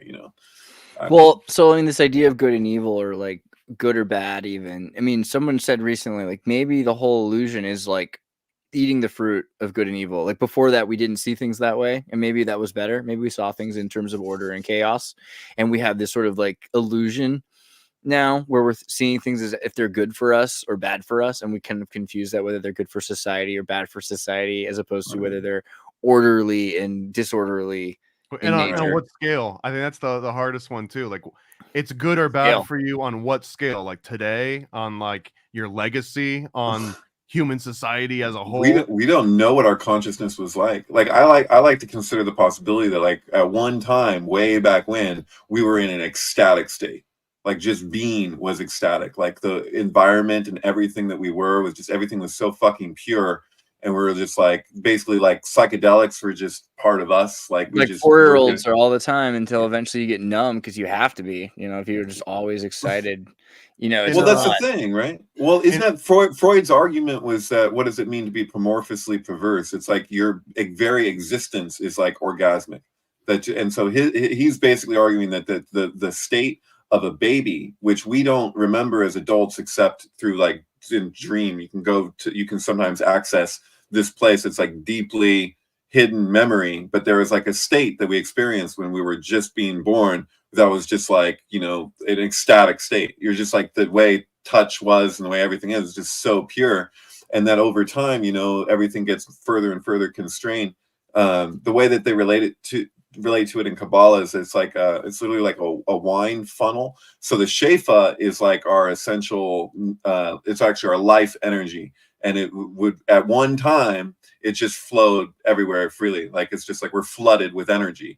And then as we have more and more influences in our consciousness, which is what constitutes the fall, which happens over a long period, that energy gets further and further constricted. And because we can only like infer of what our consciousness used to be like, and we can only guess, we keep projecting back onto ancient people what we know things now as. And then, but the idea is that like, it's like floodgates, like it gets to a point where when it gets constrained all the way, then the whole thing bursts because it can't handle that much strain, you know? In a Cult Anatomy of Man, Manly Palmer Hall, it's very cryptic, but he makes this sort of implication that maybe in the far past, right now, like our sense of touch is spread throughout our skin, like the largest organ, right? But he's making this premise that perhaps our other senses like vision and smell might have also been spread across your skin, where you were experiencing it through your entire body, like your whole body was seeing.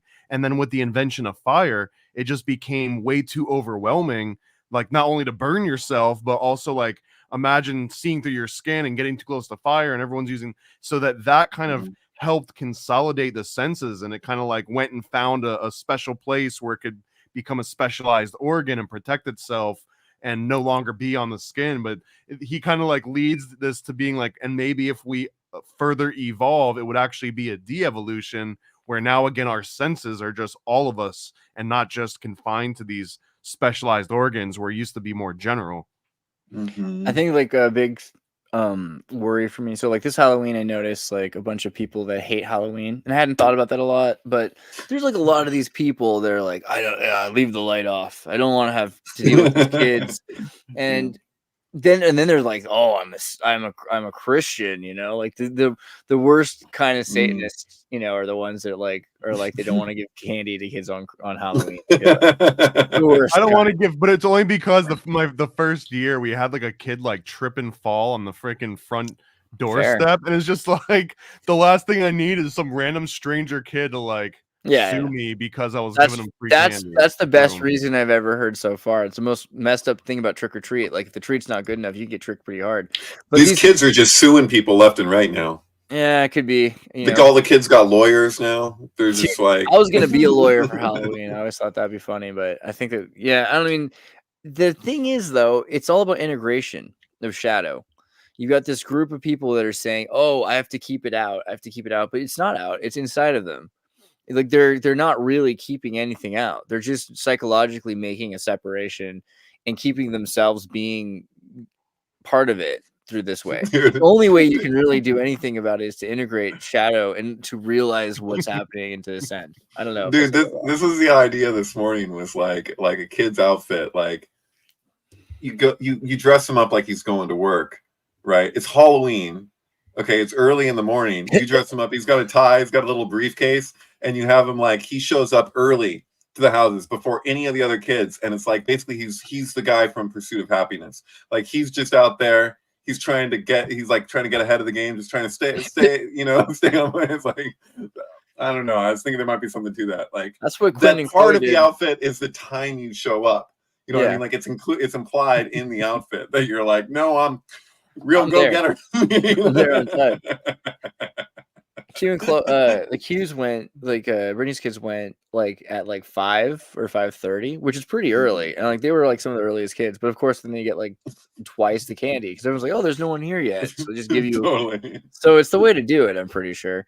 Stefan says, "Can we change manic to womanic? Hashtag men's rights. Hashtag Mount Go." All right. I don't know. Maybe. How do we do that? Is that just appealing to Merriam-Webster? I think you just have to start as a Californian. You just start using it, and if it sounds cool enough, then people start copying you. I think is the deal. But yeah, what do you think about like the people that are that hate Halloween for Satanism? Like the ones who are like, "Oh, it's so evil." Yeah, like, what do you? I mean, that was my favorite chick track still to date. It was like, you know, trick or treating, you're gonna lose your soul to the devil, and I had never considered that premise because I don't know. I grew up Roman Catholic, and there was never anything bad about that. I remember No, because it's part of All Saints Day. Like they just don't have the context. Is that it? Like, what's the deal? No, what was the movie thing, with man. Clint Eastwood and like he's like kidnaps some kid that's a Jehovah's Witness and he brings him to a fair for the first time? That's always where my mind does that ring any bells? Or no? Yeah, maybe. Yeah, that does ring a bell. Actually, yeah, like this kid like has never celebrated birthday before, and I just remember thinking like Bronco Billy, what hell is like. Like if I were to die, I would be reborn. And I would be raised by Bruce, or not Bruce Willis, Clint Eastwood, I think it was. That'd be cool. You'd be in Carmel. It'd be a nice place to be, I guess. I don't know. There you go. Yeah. I mean, is that a real movie, or did I just make that up on the fly? No, I think that's a real movie, but I'm not sure if it's actually Clint Eastwood. And you're definitely not talking about Witness because he doesn't leave the. No, it's not Witness. I think like it's weird to me. Like so many things about Halloween don't make sense to me. Like I never felt like I couldn't. If I wanted, I never felt like I couldn't wear something. If I wanted to wear anything to Santa Cruz, I could wear a dress anytime I wanted to. We knew kids that wore dresses if they wanted to. It wasn't even because they were transgender.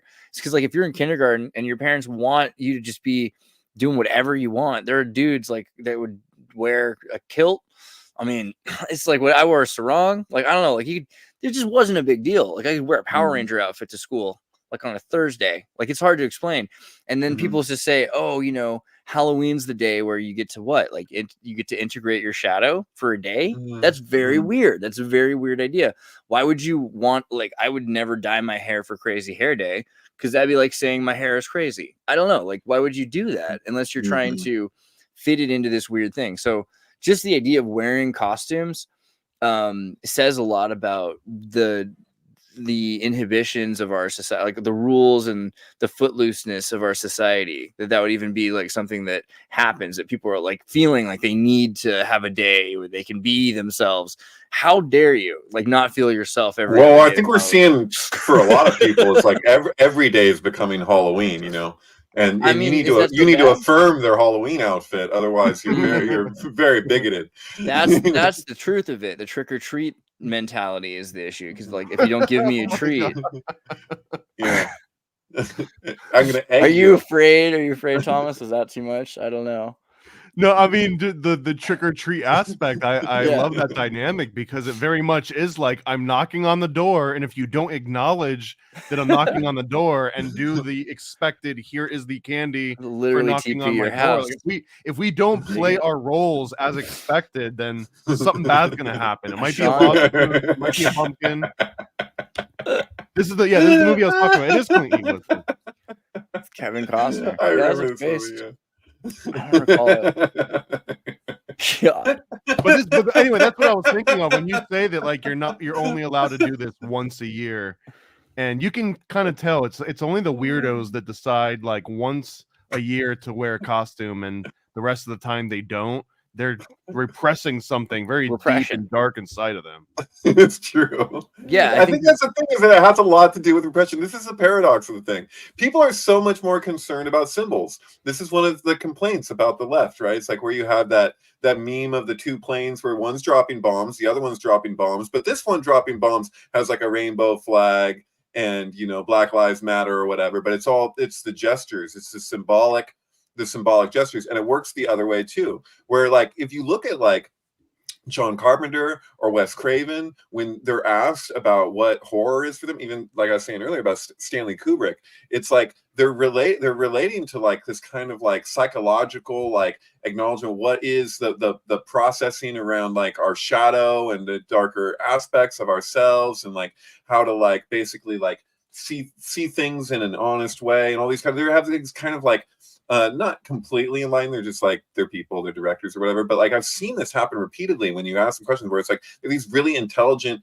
acknowledging things. People get more hung up on symbols. They get more hung up on the artist. This is why, like, you know, I don't know, I could eat my hat for this, but I said what I said in the past about like Marina Abramovic, you know, where I'm just like, I feel like she's fucking trolling, like, because she's like, oh, you like that art, and then it's like she's like outing all these people in the process for like what they're really about, and she's just kind of like, they're like, oh, you want to call me a witch? Like she doesn't care being the scapegoat. Like she's like, oh yeah, like Yoko, she's just like, yeah, I'm a witch, so what? It comes with a lavish lifestyle, though. It's not like right. You know. She's like hanging out with like the Rothschild or whatever. She's just like, oh, would you like to pose in front of, get our photo taken in front of this image of Lucifer? Like she's like, she didn't have to drive herself to or from that party, I assume. That's kind of like the level, right?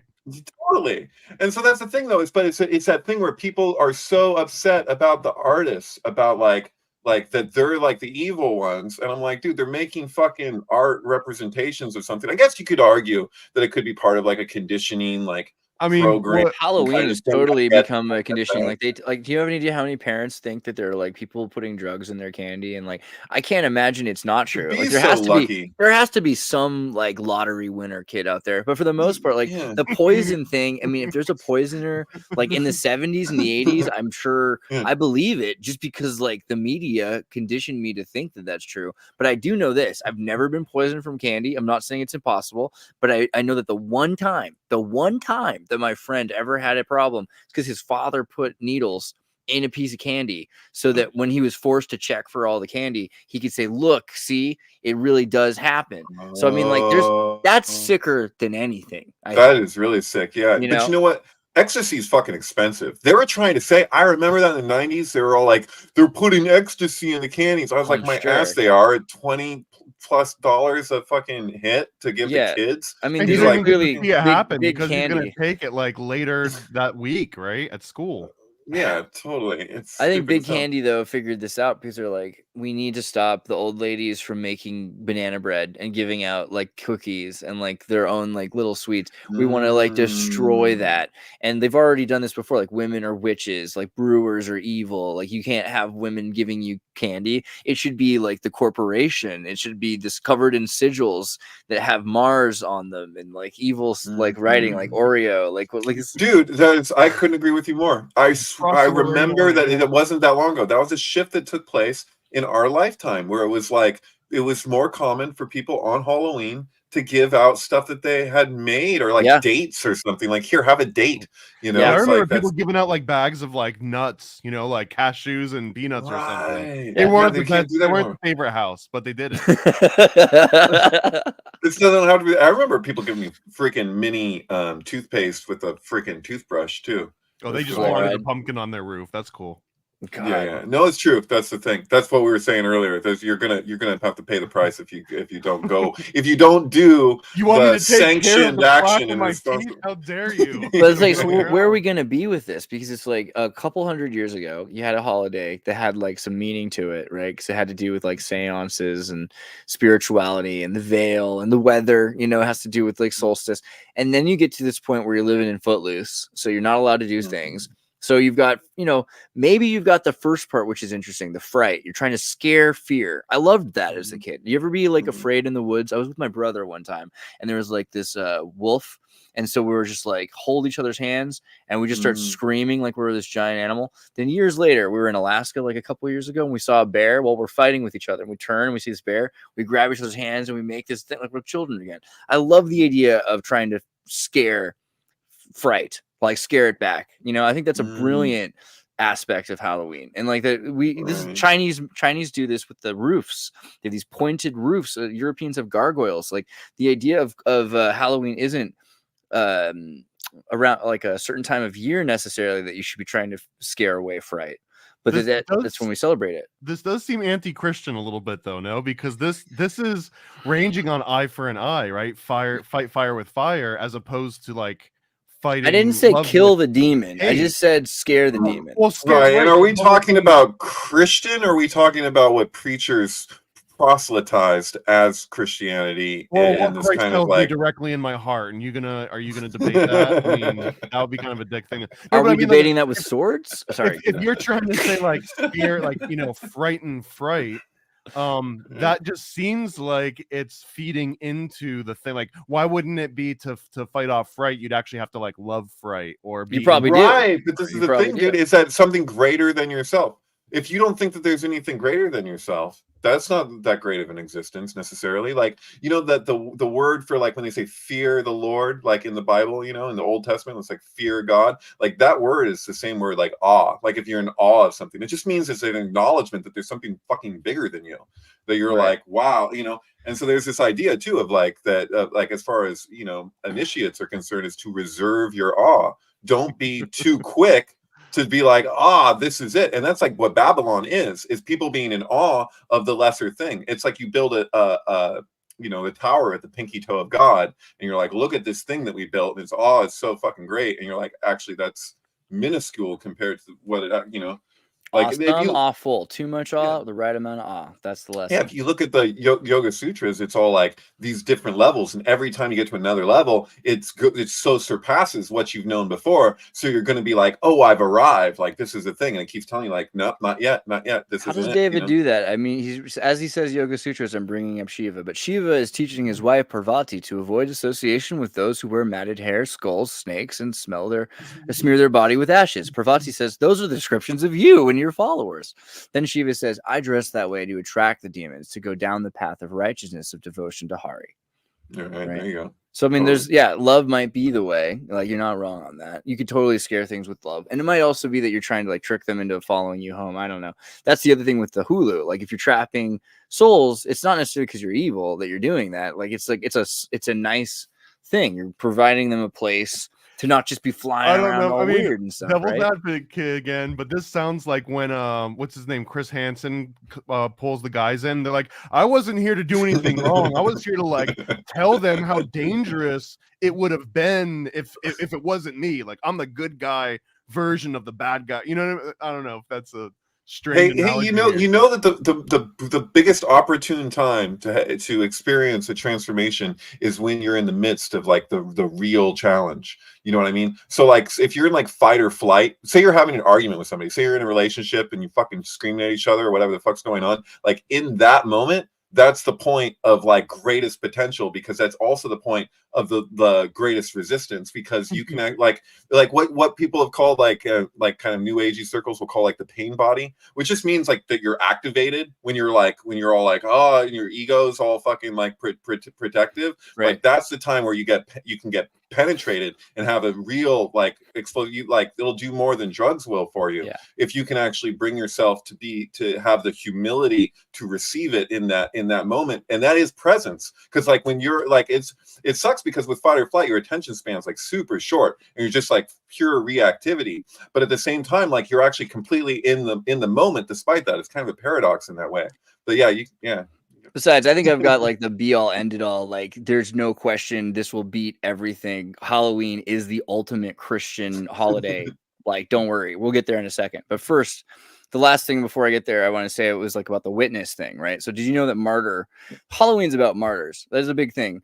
From the 4th century, feasts commemorating Christian martyrs were held at various places, and then by the 9th century, they started realizing like this would be great to do for All Saints Day. It'll be for the people that were martyred. But what is a martyr, right? When you think of a martyr, you think of someone who was like murdered, but that's not the etymological definition.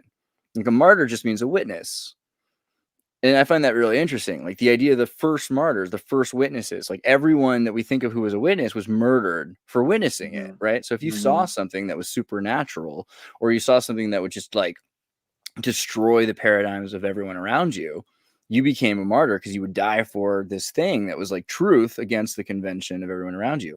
So Could we be talking about the ineffable name of God again? Because if you were to witness that, right? If you were to see like the face of God unprepared, then you would die from it just from witnessing it.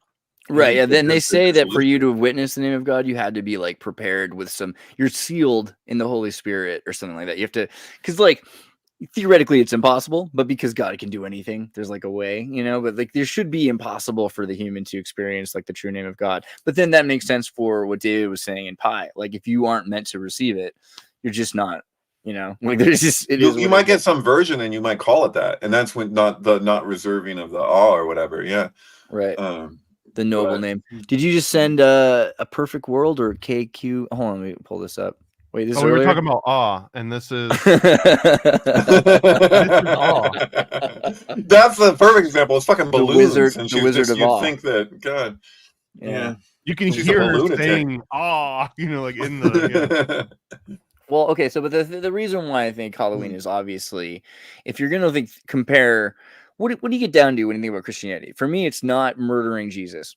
I'll just start there. For me, it's more the Jesus is like telling us what to do thing. And one of the things he says, or at least even John in Revelation, is like there's this metaphoric sheep and goat situation. A lot of goats that are worshiping in temples, and Jesus is like, that's not my shepherd flock. But then there's these random sheep that aren't even in a temple. They're just wandering around. And he's like, you're doing great for me. And they're like, why? Well, you fed me when I was hungry and I came to your door, right? When I came and I needed a jacket. So the feeding of the poor thing, strangers coming to your door and testing this out. And this is existing in a lot of holidays. They do this for the, for Christmas, Feliz Navidad in Mexico. This is a very common thing.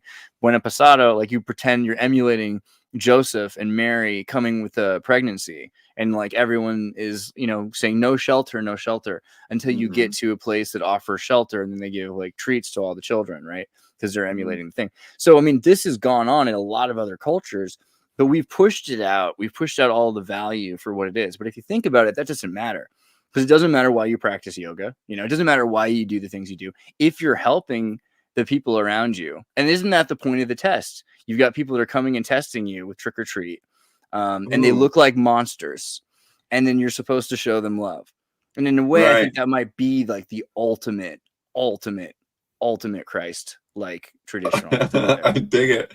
You know what? There's something you were talking before. You used the word martyr, and there's such a vast distinction between the treatment of what is a martyr.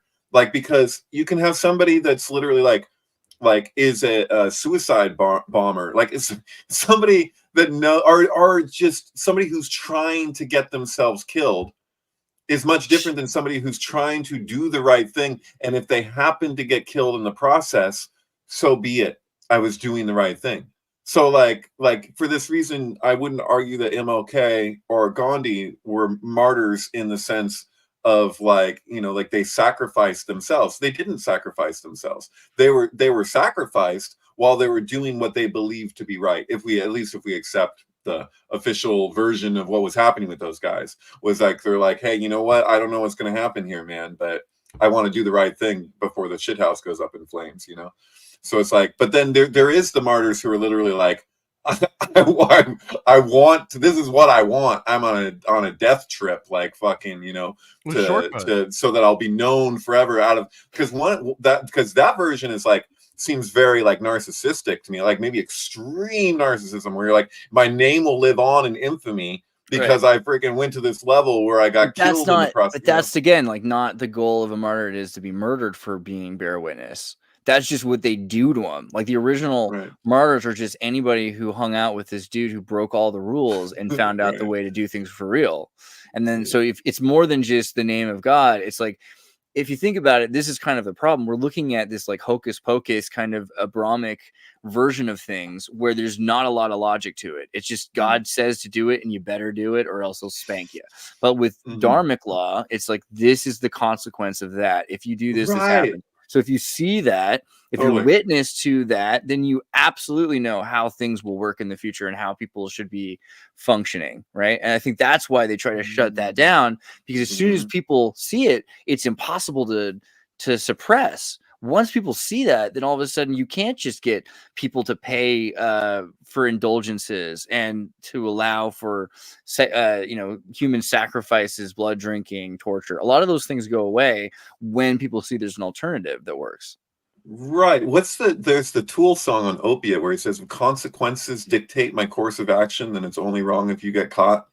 And then he's just like, well, then if that's the case, then I should just play God and kill you myself or whatever. Because he's saying like, well, what's the point? And I think that seems to be the real issue. Because if your morality is just that you're afraid of getting caught, even if it's projected in a spiritual sense, even if it's not like I'm going to get caught by the teacher or the law officer, but I'm going to, be caught by God. It's like, this guy's actually from Santa Cruz, by the way, who did the cover for this and the infold of this album. Yeah. He was actually a parking lot attendant. He was like a ticketing cars downtown. Wow. Job. But yeah, I love it reminds me of like there's like a medieval painting of the Pope that is kind of similar, where he's like expansive. He's coming out of the Pope's chair, and he's like, it looks kind of like this, like multiple hands, and he's becoming multiple people. But this is also interesting because it kind of reminds you of like the three souls, like the Egyptian souls or something like that, have to be aligned, or the Trinity or something like that. Which might be where the closest thing, like if there is a Trinity, it's in you, right? Your soul, the 3-part soul of the Egyptian. What do you think of the Egyptian soul? Is it 3 parts for that? Yeah, isn't that how that works? The Egyptian soul's got the Ka and seven souls or something. Oh, okay. Yeah, this is more complicated than I was thinking. But all right, I'll take it. There's a bunch here. Okay, 1, 2, 3, 4, 5, 6, 7, 8 parts of soul in this version. The physical body, the spiritual body, the name, identity, the personality, the vital essence, the heart, the shadow, the power. Well, actually, this is really important because earlier when you were talking about twin souls, this is what I was thinking about. And not just this, but that this is actually, even though this is Egyptian, like this is actually very relatable. In Jewish mysticism, there is a whole relationship to reincarnation that's not as simple as this soul goes from this person to this person necessarily. Like people can share souls, and the nature of soul, there's different aspects of the soul, and you can actually build souls, which was also something that Plato talked a lot about, was the idea of building up a soul. Like it's not just something that is just this, it's strange because it's like when you're dealing with metaphysics, you could be talking about something that's relatable to the physical, but it's not completely the same thing. It's not completely other. It's like something in between. It's hard to describe that, but I mean, that makes a lot of sense that we're building up our soul, or something is building, because clearly memory isn't the thing. Like memory goes away, and so your access to like wisdom is like the instantaneous ability to use information. So you have to have information to do that. But you'll find people say, "Oh, this kid's very wise. If only he had more data, he could do," like that kind of thing. I think is a major aspect of it, and like you're harnessing your ability to use that data, and maybe as time goes on, that makes you more precise. Right. You say like a nefesh can actually not necessarily be confined to a person, like because there's no ultimate point where you end in your environment or other beings. What's the nefesh? Nefesh. It's one of the aspects of what we would call soul, for lack of a better word, I guess. All right, I'll take it. But yeah, so you could there's the idea too of like the transmigration of souls through space and time, and that like basically you could have something that you resonate with somebody of the past, like when people were like, oh, I was this person in past life, there might actually be something to it, like if there's like a strong enough resonance where it's like something that ran through that person is running through you, that doesn't necessarily run through everybody to the same degree or in the same way. It's like, speaking of which, Melissa's the one who brought up martyr being witness, so shout out to Melissa. Thank you very much. Oh, cool. Yeah, well, the witness consciousness, that's what it's all about. Like if you can like equanimity, like how can you have equanimity without a notion of a witness consciousness? Like if you can witness the ego, how could it be yourself? Like who's looking at who? You know what I mean? Like vantage point. Like where are you looking from? Ooh, that's Grumpy Cat. I witness perfection. Oh, it's so sad. Rip Grumpy. Rest in peace. I mean, so like, if the idea of the soul is accumulative, then you think that kind of does play into. I feel like Kabbalah also probably has a lot to do with the Egyptian understanding the soul. Then, if you have 613 parts of the human essence, Here I'm going to tell you a little secret, Okay. and it's that like when people talk about like they take a piece of geometry and they say that like these people like this is their symbol or whatever, you know, it's like geometry doesn't work that way. And also like cultures are cool. Like I like cultures and everything. Like I have no problem with cultures in and of themselves. But at the same time, when cultures like claim things that are like archetypal, that really belong to everybody, or just like if you want to say that there's truth in somebody's belief system, then if it's actually true, then no one really owns it anymore. So like if you're to talk about like, oh, is there like, oh, this is actually from the Egyptians, you know what, even if the Egyptians said it, doesn't mean that it's from them. Like it's like that relates to like this idea that we have in like copyright of like owning an idea. Like, and also like this is why like people are like, oh, these different older cultures like copied each other. Like I've never really resonated with that, where like even if you're talking about like the Romans and the Greeks, you're like, oh, they just copied the Greeks. It's like, no, if this is archetypal and they're pointing at something that's ultimately real beyond the representation, like truth doesn't require a representation. And like no one really owns the fucking thing in itself if it's really that profound. But there like, are perspectives, like the way they look at it. So I mean, like numerologically, that's true. Like if there's 613 parts totally of the body, has its place. thinking that way. That's why I'm trying to qualify that. I'm like, I got no, like the cultures are cool, but don't take it like that the cultures is the fucking, you know, simple the Jewish whole thing. Simple Jewish for infinity and Disneyland. Okay, so like there's something there. Just saying. On the whole note on cultures, I had to look this up. I don't know this one. I should know this by heart, but I don't know it by heart. Culture is not your friend. Culture is for other people's convenience and the convenience of various institutions, churches, companies, tax collection schemes, what have you. It is not your friend. It insults you. This is Terrence McKenna. I kind of agree to this. Yeah, this is Terrence McKenna. It's one of my favorite quotes. I kind of agree to this to an extent. So a lot of people love culture, but culture really is just sort of this like it's an infestation. Like I mean, recently someone was talking about. I don't even want to bring it up actually, but in terms of yeast and beer brewing, and everyone was very upset. I knew. And like I said, like someone said, like Adam was like, "This is horrible. I would never drink beer that was brewed this way." And I said, "Well, what if you think about it historically? Like, what if that's like the tradition where all brewing comes from, right? Because like historically, the things that you think of as being like horrible or weird, those are just very natural, and those are the ways that most naturally, in ancient times, people would have these things happen. I mean, this is how bread." Happens, like how yeast even enters into place. Why do we have certain kinds of yeast that are considered safer or better or whatever? So I mean, yeah, we actually do think of culture as this lucky, healthy kind of mold, you know, and maybe we're better off in a hyper sterile environment, which doesn't allow for that to exist, because it's a lot more like a desert. Like an urban chromium steel desert only allows for extremophiles to thrive. And if we've gotten to this point where we're extremophiles, right, then we don't really dig it. Dude, I'll tell you what, man. I did some mescaline in Joshua Tree several years back, and I was just looking at the plant life out there, and just like the way it's all like I don't know how to say it. It's like spiny, it's all agitated, it's like aggro. Like you look at like, and then also just like some of the plants, the way that they're propagated is like through the birds like getting in there, taking the seed and like carrying whatever. But I was just like, you could see the stress. But it's like, you know, I'm sorry, it's like Jurassic Park, whatever, like nature finds a way or whatever. It's like, oh man, how to say that? Like things are the way they express themselves. It's just like it will find a way. Like this is like we're talking about, like you put a strain on something. It's and they're the most amazing looking it's like things. what comes out of it. Yeah. It's like these incredible. Crazy. I mean, yeah, because there's no reason in nature. If there's a bunch of things going on, there's no reason to do that. But if you have to be creative, and so all of a sudden you go to Joshua Tree, and yeah, it looks alien like because Dr. plants are growing in every direction, and it's completely different.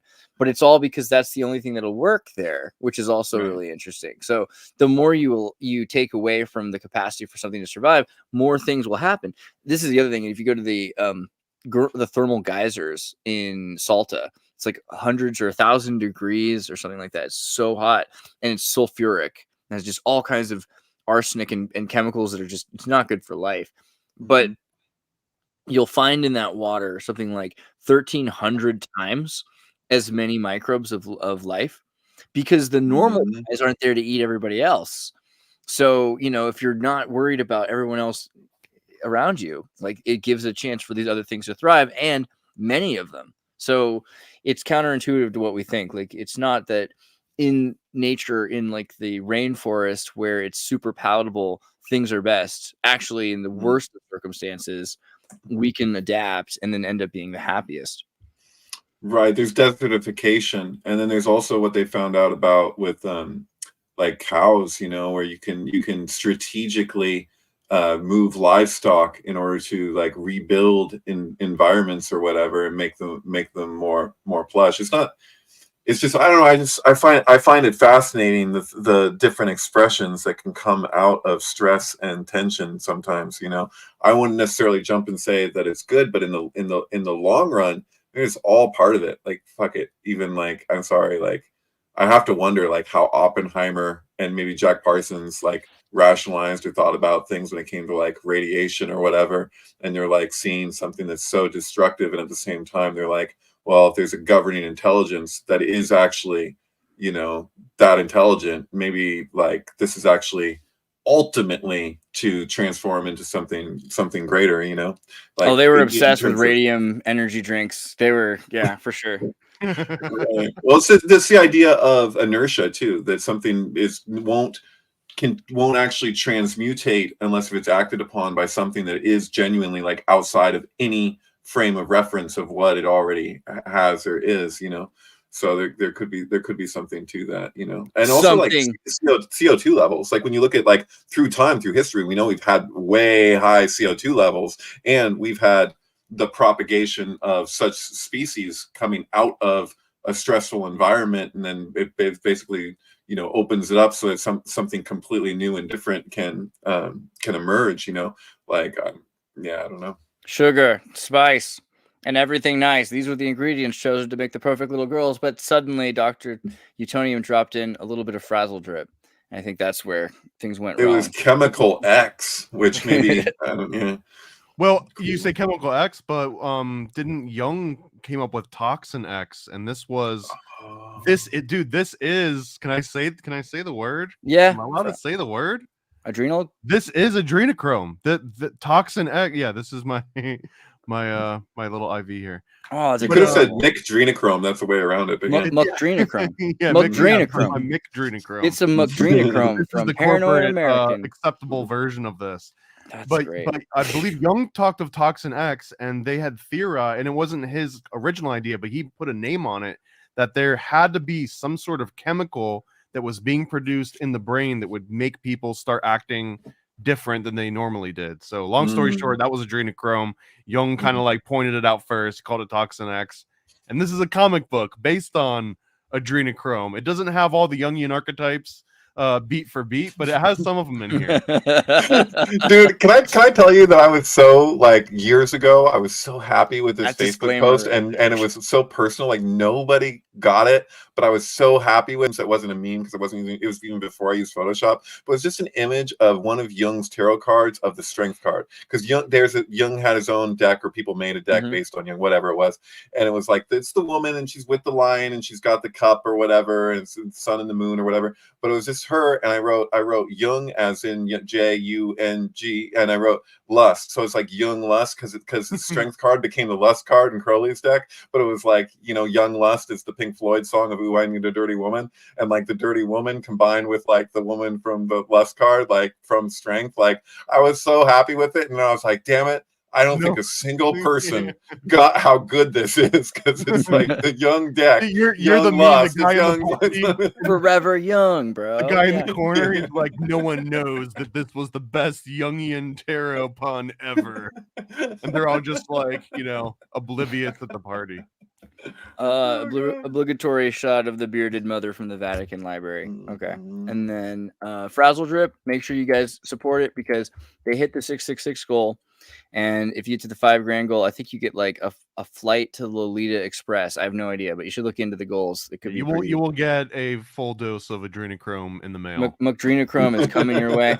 Also, you can check out the Sync Book Press. First, I'll just go to the Sync Book Press. If you go to MK Ultra, 723 or David Charles Plate on X on Twitter. You'll find his link here, and that will take you directly to the research films. And he just put up Mogwai E.T. Poltergeist a while ago here, but he's also been putting hundreds of syncs. I mean, there already are hundreds of syncs. If you just go through this list, it's like crazy. Look at all these movies here that are synchronized, but you can watch them right on Twitter. He's been putting up every day a film. And yeah, I don't even, is this the sync of Jodorowsky's Fando and List with Marilyn Manson's I'm going to share this with them right now. Good call. Cool. Yeah, if you go to highlights, if you go to highlights on Twitter, then they'll be there. So you can bypass all my other bullshit tweets and just see the films. Yeah. Fantastic. All right, that's very good. Everyone, make sure you subscribe on Twitter to David Charles Plate and also to Paranoid America. Paranoid America is right there. And yeah. And you can follow us. Tomorrow we'll be doing Wednesday Ultra, and you can find me on Tartaria Nova, blah, blah, blah, blah. You know where to find me. Love you guys very much. Happy Halloween. And happy Halloween, and have a very safe evening, and have a wonderful All Saints Day tomorrow. Peace. Ciao.